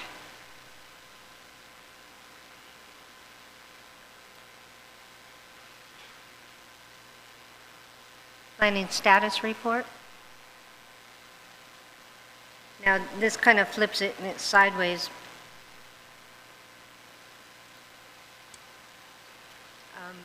But it's included in every agenda package. Is that what you had in mind, Sandra?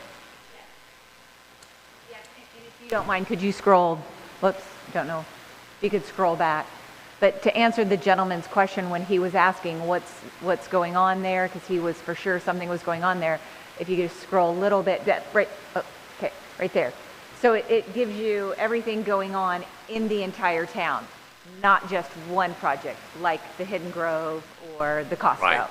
But Costco's in here, Hidden Grove's in here. So I don't know how many people have seen or know, but. So that's updated monthly for the town council. And Sandra, you'll find that in the planning agenda as well as the town council agenda. The project that he was referring to over in the commercial, the old, what they used to call Turtle Island, you will not find that on there because we have no application or pre-application for it. But as soon as it comes, it will be right there and it'll say received on such and such date under review. Right. At this moment, that's correct. Okay. We can't hear you unless you. Yeah, you have to come up to the microphone, thank I you. just want to see you walk, okay? I have a procedure question. When a resident, like the man over here, asked about the property next to him and said, is there a plan? And you had said, no, that you know of. I've had the same situation where I've asked other planners in other towns, what's happening with such property? Is it going to be developed or not developed or whatever? And I get this answer that says, no, we have nothing. There's no plans. And then I find out that a developer has been in the office, in and out several times. Would the city accept this? Would the city accept that? Should I change this? Should I change that? And the planners are telling them what to do to make it an acceptable application. So as a resident, I feel like, and this is not you, this is not Loomis, okay? But I feel like as a resident, I have asked the planning department what's going on, and I've been told nothing.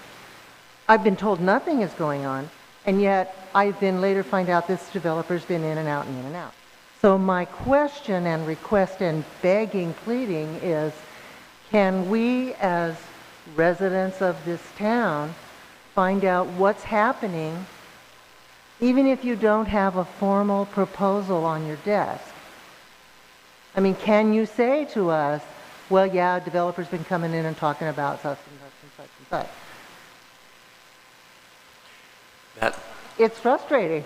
it is, and I would say what you should do is talk to the town council and to the town manager about what they can report, That's really not a planning department function, but it really would be a function of the town council if they're aware of anything. So I would suggest talking to the council about that.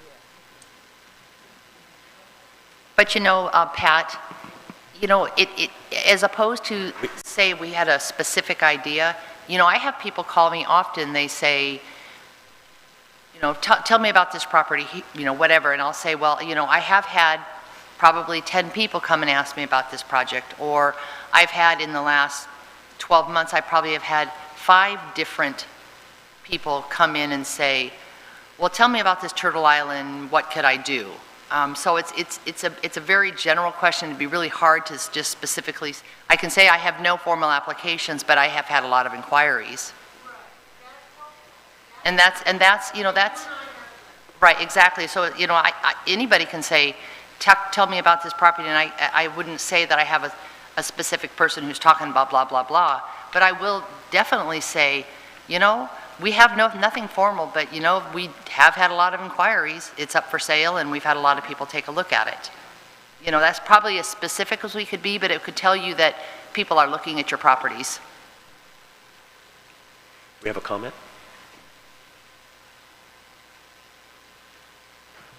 I have a question. Okay. Reference Turtle Island, and this is hard. Someone mentioned that it would be an ideal place for a park. So my question is, does the town of Loomis own that property? Which property? The Turtle Island property? Turtle Island. No. So to develop it, we have to go the same steps, and we'd have to buy it. Correct. Well, that kind of clears up some misconceptions, because people think because it's there and it's been there forever, and we've talked about it forever, that it's something that Loomis has just not developed yet. No, there's a... So it's private property. Private property, correct. Other, yes.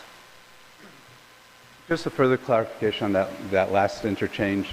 When I was on the council, our council adopted policy to have pre-meetings, public meetings, before applications were submitted, so that the public could know that something was cooking. And that was adopted council policy. And this current council could do that to guide the planning department in the review of projects similarly.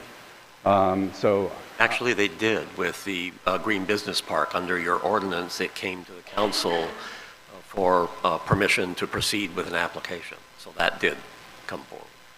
Great. I'm sorry.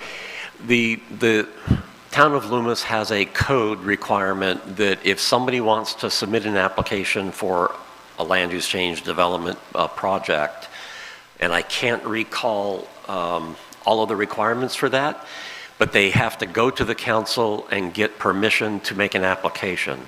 And the Green Business Park came to the council, asked for permission to submit an application a few months ago.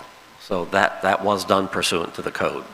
But just people coming in, as Carol's talking about, and saying, hey, what's happening with this property? What's happening with that property? What can I do on that property? That happens every day. Yeah.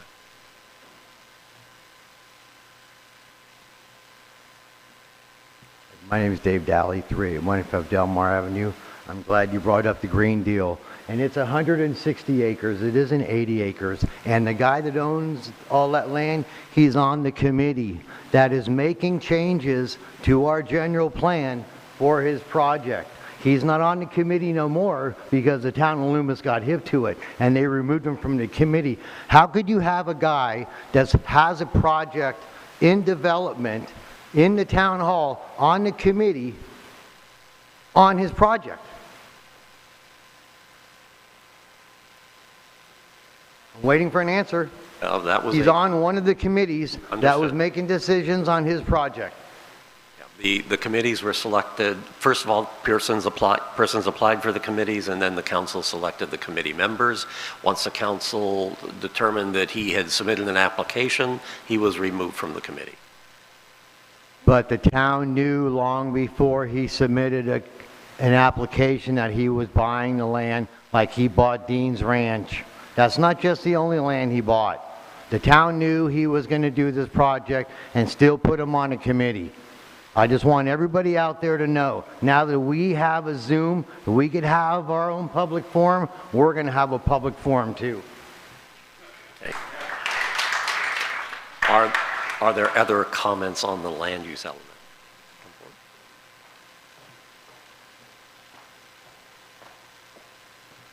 Hi there. Hi. I guess I'm feeling a little behind. The mission statement that I read said that the people of the community were to be involved in any decisions affecting Loomis.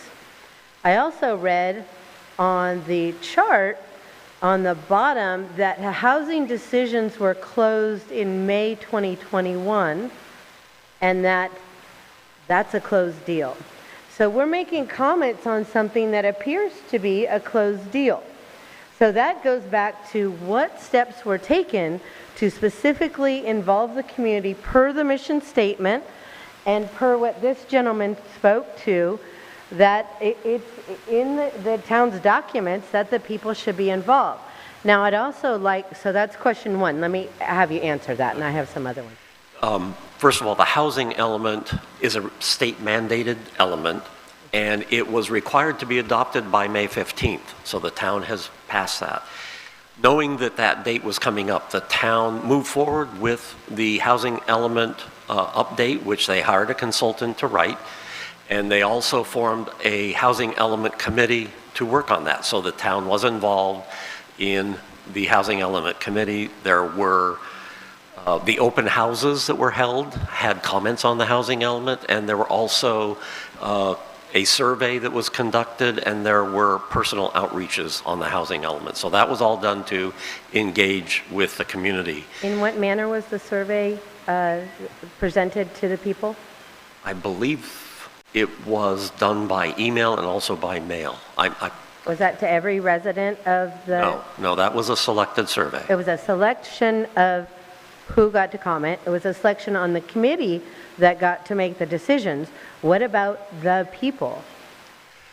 They Where were they invited to join the committee, and there had the open house. Everybody in the town was invited to that. There was a mailer that went to every resident or every address in town, so that was done. It has been on the town's website, has been on Facebook. Talking about the open house. Talking about the housing element, talking about the open house, talking about the housing element committee. And the housing element committee then made their recommendations to the planning commission. It went to a planning commission. There was a hearing in front of the planning commission. Planning commission made their recommendation to the town council. There was a public hearing in front of the town council. Town council recommended the housing element be submitted to Housing Community Development for review. That's where it is right now. Okay. The document has not been adopted yet because it's under HCD review. HCD will make comments that the town needs to comply with, and then it will go back to the Planning Commission, back to the Town Council for adoption. So we're still in the process, and the community has been invited in that process throughout. Okay, so the open house was done before we were unmasked and people were still staying home? When was the open house? That was, I know, cold. November. In November. In the middle of the pandemic, when everyone was staying home, we had an open house to They were invite outdoor the people. events. Okay. So, and then my last question is, how much is the town of Loomis being paid by the state of California to introduce this high-density housing it's like many things that happened in COVID, it's a, I guess you could call subversive move to introduce equity into the suburbs. And that is what this is about. It's from the state of California. How much is the town of Loomis being paid? Is it by acre, by unit? Nothing. It is the state of California passed various pieces of legislation that mandate these things. So there is nothing being paid to them. In the plan, it said something about bonuses that sounded like money bonuses. No? Oh, density bonuses. Okay. And we made a motion to add more housing that we could control what it was being used for, the high density. as well as the initial units that were being mandated by the state of California, correct? The housing element that is before HCD right now does include an increase in density for the general commercial area, up from 15 units per acre to 20 units per acre. That was one of the recommendations. That does not occur until the housing element is adopted, and then the zoning has to be changed, but that's a recommendation sitting in that document today. The state of California does have regulations that would allow further increases if a low-income housing project is proposed. There's some mandatory or basically non-discretionary increases in density that the state of California has allowed. That the town has. It's really difficult to comment on things that we don't know, are not being, have not been approved. The state of California is mandating. If there's high-density housing, that totally changes the infrastructure that will be needed. So any comments that we make tonight they're not meaningful if the town population and requirements and infrastructure is going to change in the very near future, mandated by the state of California. Thank you. Okay.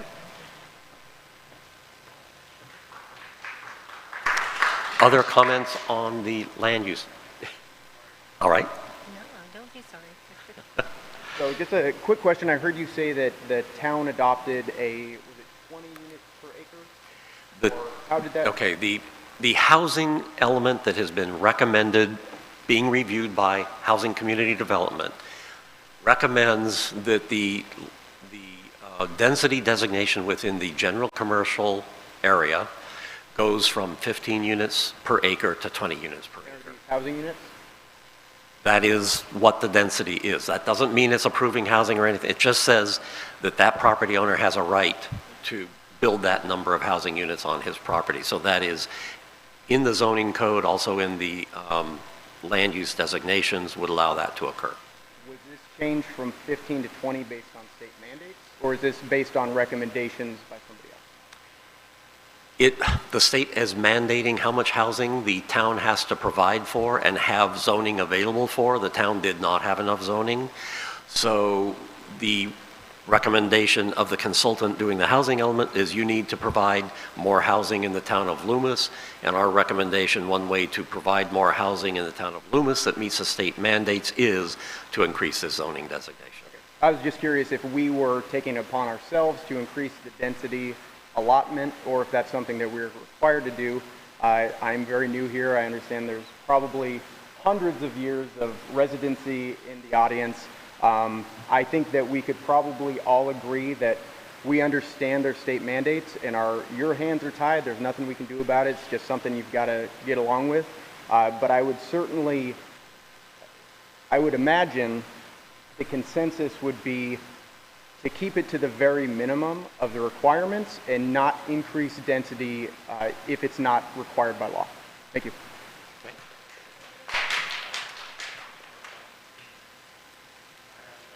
You can, come on up.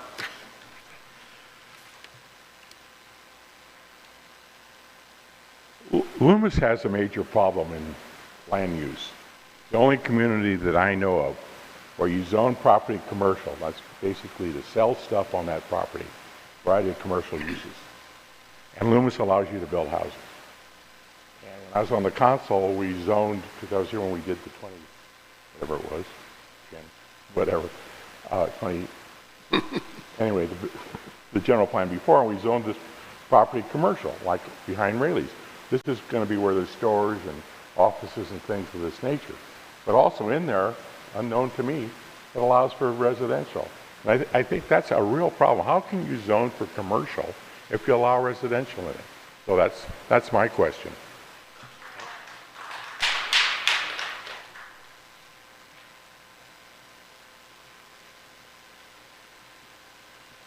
And the reason why we don't know about what's going on is because they've had us in lockdown for the last year, and they've had us on Zoom and all these meetings that they want us to follow.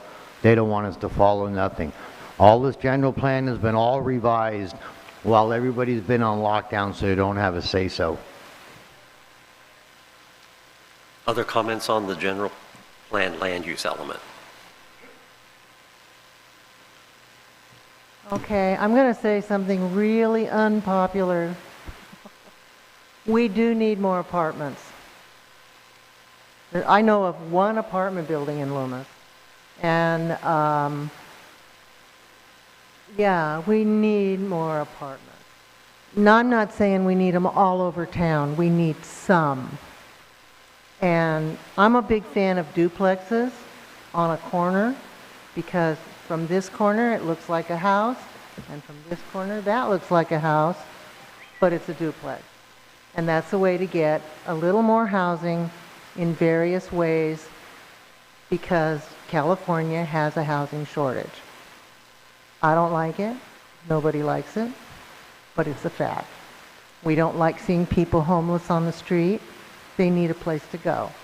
And just because it's affordable housing doesn't mean it has to be a slum or look bad or be dirty. It can be really nice. If we proceed in a quality way with high standards, I think we can meet our goals with the state without damaging Loomis. And I think that's what we all want. We don't want to damage Loomis. But we do need some apartments and some multifamily housing. Not a lot, but some. We have to face that.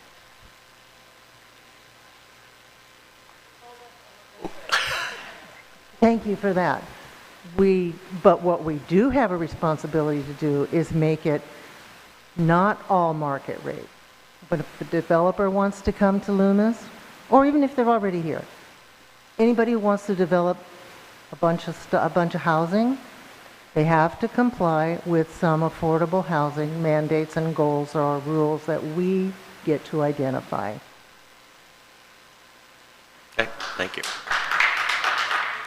Other comments on land use? Okay, if that, let's move to circulation. Okay, circulation element deals with transportation, traffic, roads, and trails. This element is way behind the other elements just because the data collection has been slower. So the data collection on existing road conditions and traffic is nearing completion now. Chrissy, other topics that the committee's been talking about? Sure. We've talked about trails and pedestrian access, reducing peak traffic, especially in relation to schools. Railroad stopping and emergency access, I-80 access, improvements at Horseshoe Bar Road, parking, traffic associated with the growth outside of Loomis, and new traffic impact measurement standards that are required by CEQA. Okay. Are there comments on the circulation element? Yep.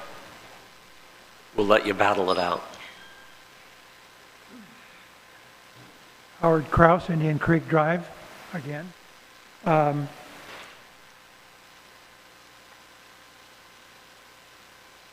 We're talking for a plan for 2040. Correct. We really don't know whether people are going to want cars then, whether we're going to have a lot of bicyclists, or exactly what's going to be the technology there. So we need to plan for the future, not necessarily today. We'd like to improve things today. You know, I'd like to be able to get out of the library or the Veterans Hall onto Horseshoe Bar instead of waiting 10 or 15 minutes for the traffic to clear. So that's a today problem, but we want to prepare for 20 years from now. So I think that we could change some future access roads that don't necessarily go into effect today. But what we'd like to do is maybe have special designation roads to get across town. One that could be primarily for cars, another access road that could be for bicycles or trams or golf carts, because we really don't know what's going to be, or just trails, you know, across town.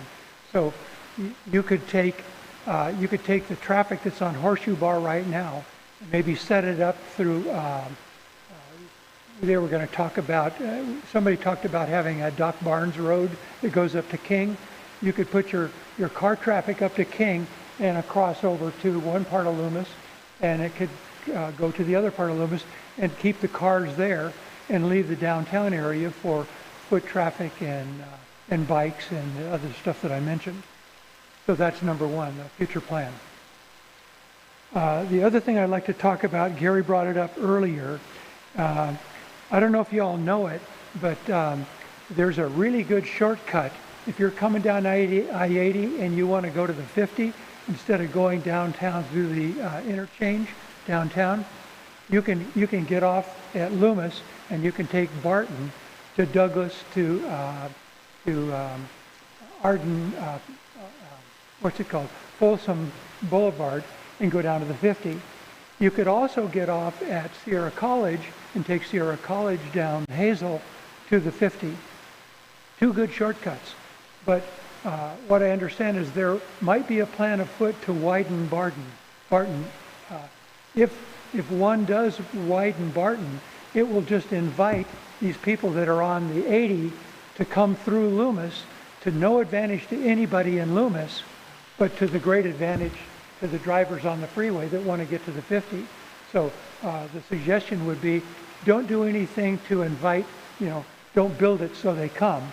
Don't invite any of the 80 traffic through Loomis by widening the roads. Make sure that the people get off at Sierra College, another mile further down, and then take their high volume traffic to the 50 Hazel. So that's basically it. We don't want to be a shortcut for anybody that lives outside of Loomis. All right. Thank you. Okay.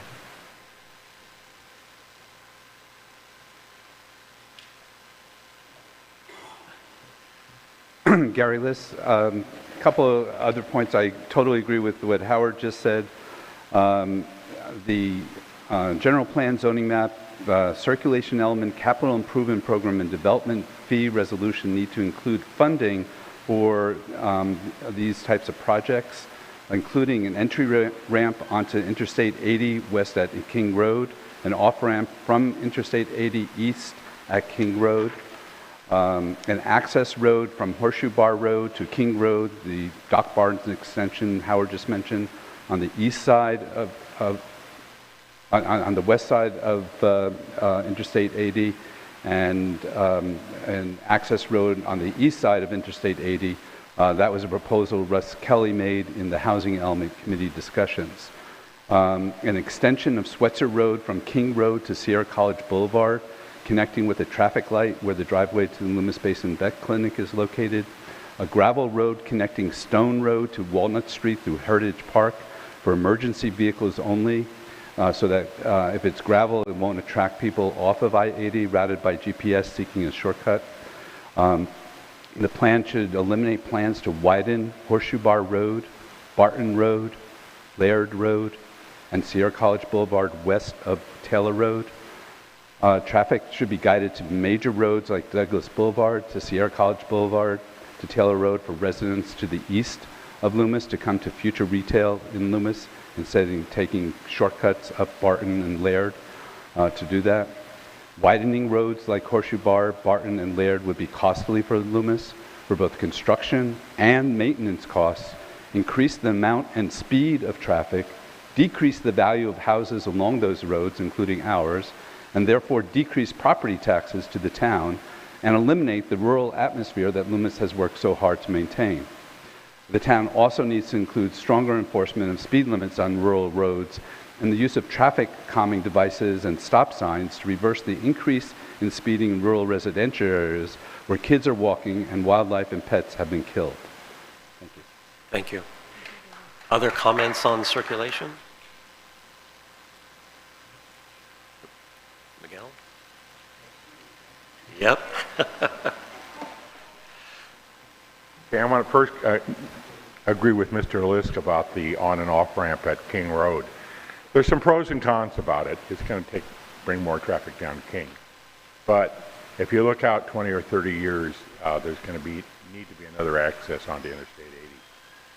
Also, there's some questions that came up that the business park on across the street on Sierra College we really need it because we need to be able to widen Sierra College Boulevard.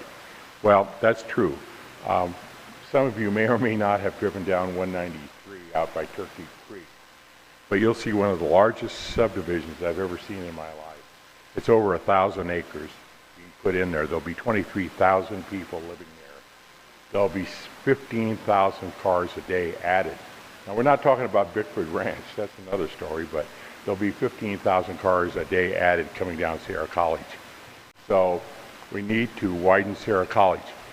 If you look at Sierra College on the side going out toward Lincoln, the right-of-way is already established. You'll see the people's fences are all set back, so the right-of-way is there. But it's important to put that in our general plan, and the town really kind of missed it because when that development came in at Turkey Creek, we never required any mitigation measures like we did with Bickford Ranch. So instead of them paying any money for widening of Sierra College because of the traffic, it didn't happen. But that's a couple of the points. The other thing about trails, I think trails are fine. If you look in Roseville, there's a lot of trails in Roseville, but they're all along creek beds. So there's natural area where you can put in a trail. I live in Sunrise Loomis. We got a great trail. It's called a sidewalk. And people walk, and ever since they widened Webb, there's 10, 15 people a day that walk down Webb and go to the store. And my wife walks through Sunrise Loomis, and there's all kinds of people there. So we don't really need a trail in Sunrise Loomis. Maybe in some other places where you have waterways and things on open space, you could put a trail. But to demand a trail in some of these places doesn't really work. Thanks. Thank you. Other comments on circulation?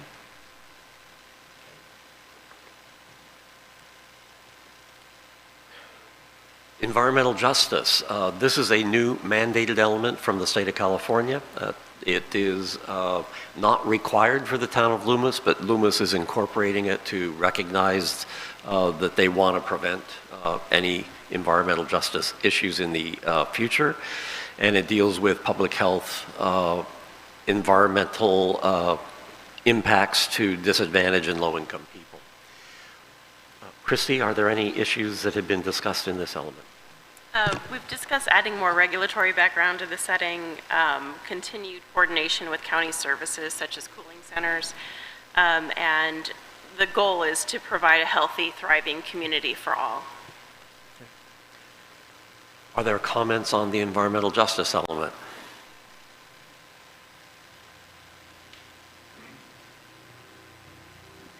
Gary Liss. We didn't have any group comments on this, but particularly on the disadvantaged issue. When we were on council, we took a ride on wheelchairs through the downtown in order to experience what it felt like if you were in a wheelchair. And some of us are getting closer and closer to that age.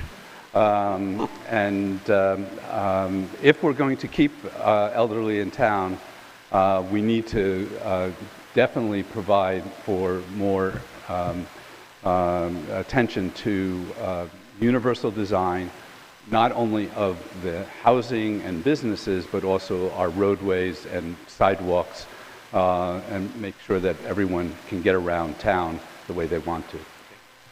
Thank you. Other input on environmental justice?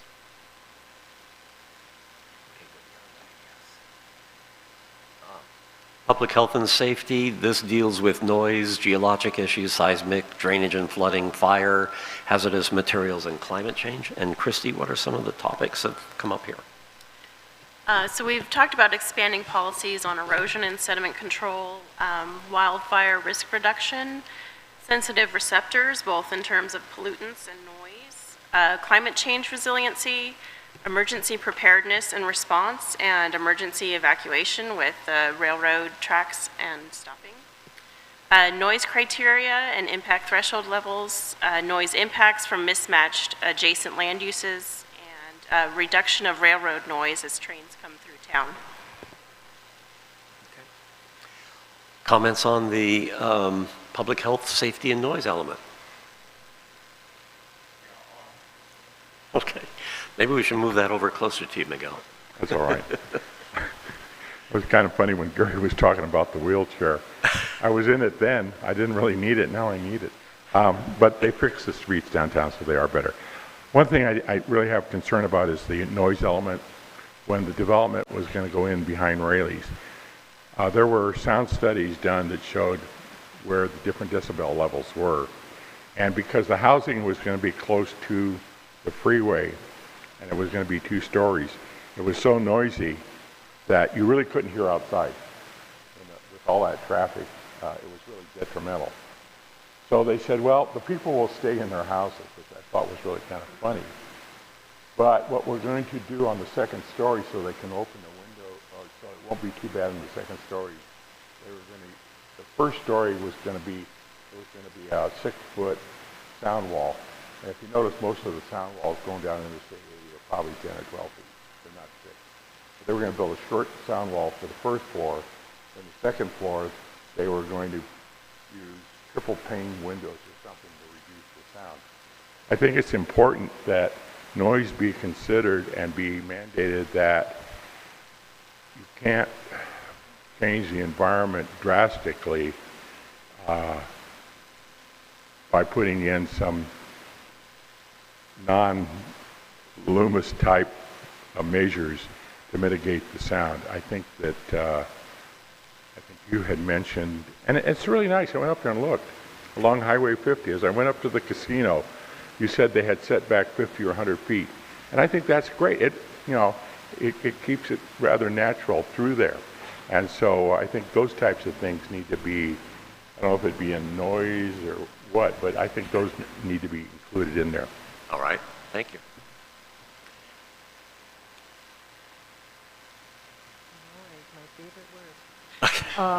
Yeah. I'm not sure this is exactly the right place, but we have lately, over the last couple years, acutely been aware of increased noise from traffic, and particularly like motorbikes. Could you pull the microphone down just for... Motorbikes. There. I don't know if any of you ride motorbikes, I'm sorry, but the noise is maddening. And having worked through this issue with a neighbor, correct me if I'm wrong, I may have this wrong, but I believe there's a decibel measure. They can motorbike all day if they want to, as long as they don't go over the decibel level. I don't know what it is. I don't know how to measure it. You have to have some special tool to do it. Evidently, our sheriff doesn't have it, the tool. And so, I mean, can you just work on something in there that the noise from an optional activity, you know, if you got motorbikes, go to the track in Roseville. Don't go up and down your driveway 4 hours at a time. You know, something like that. I just want to ask you for help on the noise issue. All right. And, yeah, thank you. Thank you. I wanted to say on the environmental justice, I know we haven't, none of us, I guess, or our little group has talked about that, and we didn't have any public comments for you, but I'm proud of you for having included it when you didn't have to. Thank you. Thank you. Other comments on public health, safety, and noise?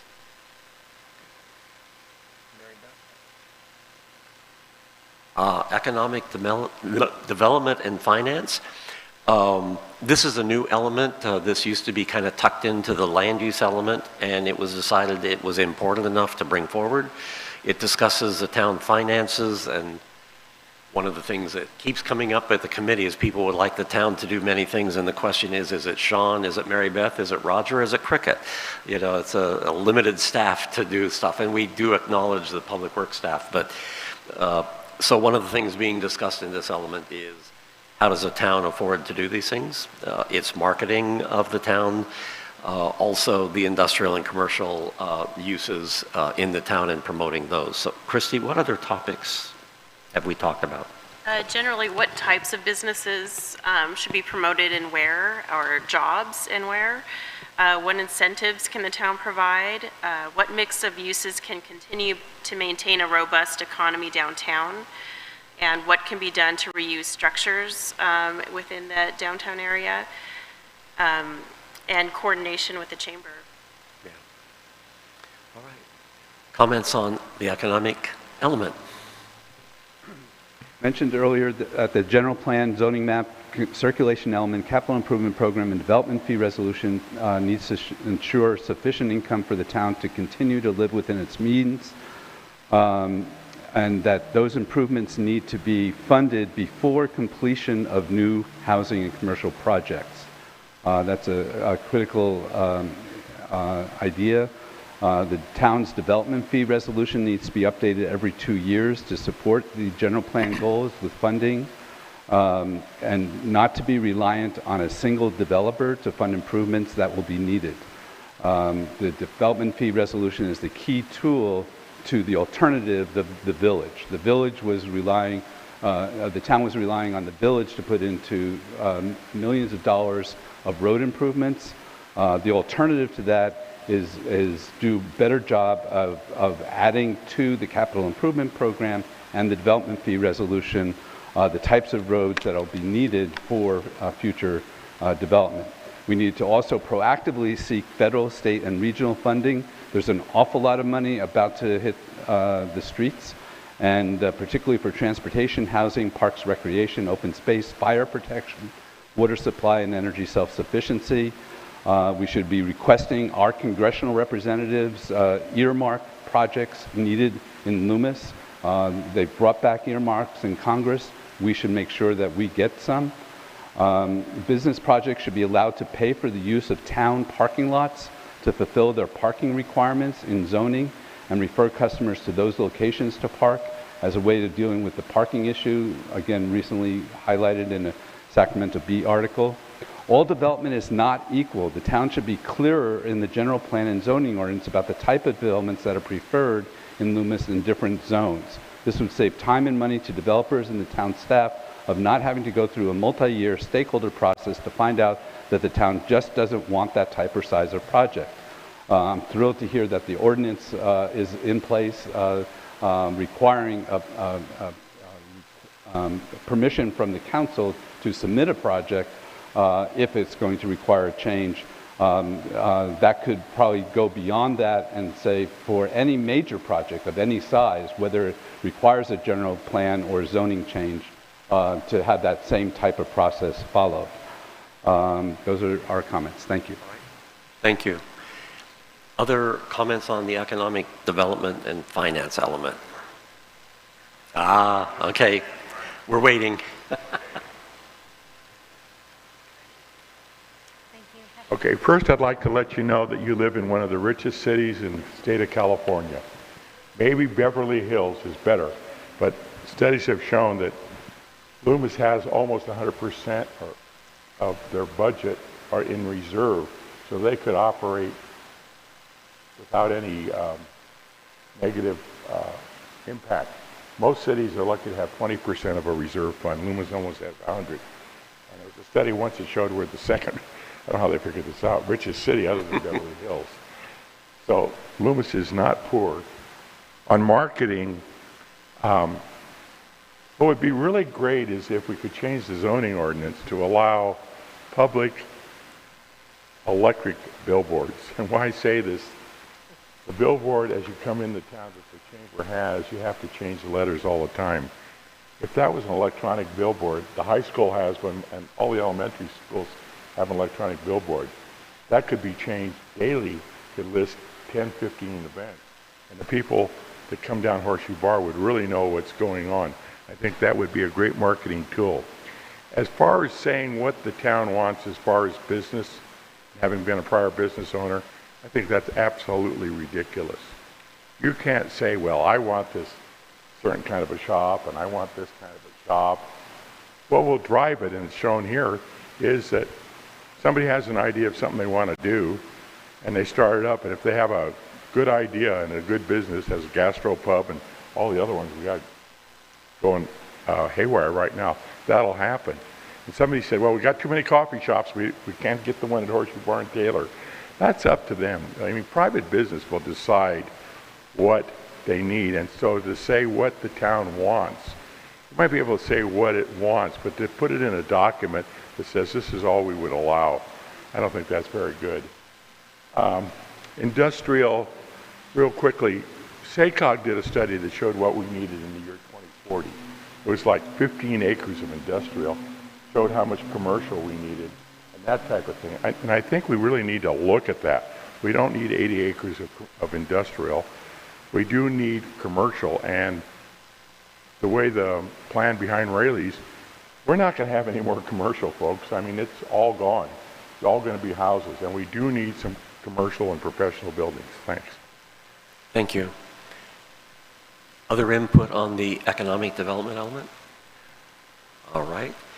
This is the final element, public services and facilities. This includes the town services, the utilities, library and community learning center, the sheriff, the fire, the schools. And Christy, what were some of the topics that have been coming up with this committee? We talked about internet reliability as we saw through Zooms, how people dropped in and out, and the clear need for more reliability. We talked about Firewise communities, new technologies and addressing those in the general plan, undergrounding utilities and pavement rehabilitation once utilities are placed underground, natural gas use, efficient water use, storm drain evaluations, school busing and carpooling and safe routes to school, and expansion of community facilities at the library. Comments on the public services and facilities element? I loved all those topics, Christine, that were mentioned, particularly the library. There's obviously tremendous support for that, and that ties in with the community center idea in the current general plan. Let's make that build on what we have there as the community center that we always felt we needed. The rural broadband, we're in the rural area, definitely a huge problem. And now there's a lot of money coming down from the federal government on that.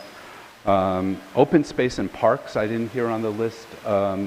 Those are community public facilities that we need to provide for. Yes, it's addressed in the other element, but it also needs to be referenced as one of the priorities for public facilities. In the discussions tonight, there's been reference to Heritage Park a couple times on different sides of the issue. Heritage Park is owned by the town, is an amazing asset in the middle of town, could be our central, the equivalent of our central park with more of a passive design. The town did hold public hearings on what should we do for the design of that park, of that area. And those recommendations never were considered by council. So strongly recommend that the general plan review the recommendations that came out and the report and the analysis that came out of that analysis of Heritage Park. There were a lot of ideas suggested. The consultant took some liberty and came up with their own summary that I don't necessarily agree with, but it is a good resource. The Heritage Park vision that a lot of us would like to see is keep it going the way it has been. Allow for emergency vehicles to connect between Stone and Walnut through a gravel road, so it's not a huge cost, but it would provide emergency access. And right now, a lot of the community is already using it around there. The rest of the community could be able to use it with just a little bit of attention to how they get there, whether that's parking or whether that's bike parking or trails. There needs to be some creativity to that, but if you read the Park Recreation Open Space Master Plan, it says we're deficient in parks and open space. We need to have those facilities. We own that 12 acres parcel, and it should be used for those purposes. It has been successfully used for those purposes without any of the negative impacts that some people have alleged could happen if it became a park. It should be finally decided by the council, have it be a park and open space as guided by the public meetings on that plan. Thank you. Thank you. Other comments on public? Okay. I remember being on council and looking at San Diego and how they redid their library to save it because it was becoming obsolete. And they put it next to Petco Park and they made it a place for the future. And I would love to see us do that. I would love to see a observatory, a traveling something. So this month it's all about astronomy. Maybe, I don't know, can we get an old Dominion voting machine? People can understand how it counts votes. So a traveling something all the time, making it new, bringing people in, and educating our youth. The one thing I'd like to see more is our youth brought in. I'd like to see internships to the colleges for them to participate. I mean, my son's at UC Davis. All of his friends are looking for a job in this. And I'm thinking, God, where's our intern program for these guys for exactly what we're doing? This would be an education in itself. And they need it. We need it. And they bring great ideas because they come from all over. So. Thank you.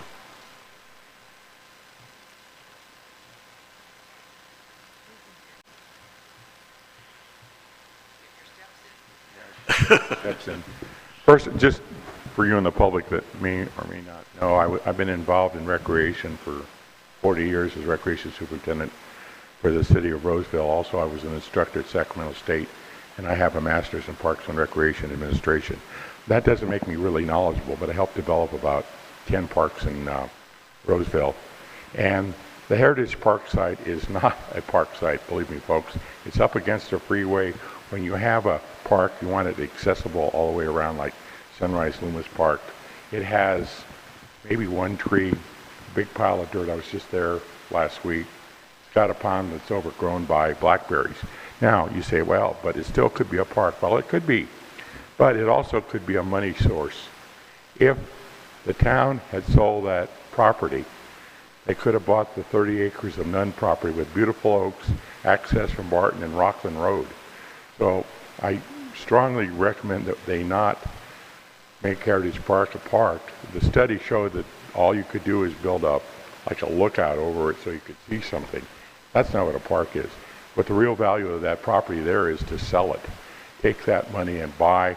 And even though the Nunn's property is sold, apparently there would be some other property, at least at that price, if that's the going price, on the east side of town that you could make it for a nice, large, passive or community park. So I'm really opposed to designating or redesignating Heritage Park as a park. I'd rather see it be designated as a residential with the 40 lots that are in there. Thank you. Other comments on public services and facilities? If not, that concludes going through the various elements. And thank you. I mean, we're 8:30 something, so we're overtime, so appreciate everybody sticking around. There will be another forum just like this, same format, on Saturday from 11 o'clock to 1 p.m. at the depot. Exactly the same format, so people are invited who may have watched tonight and want to make comments, or those who go home tonight at 3 in the morning, wake up and come up with ideas, come on back.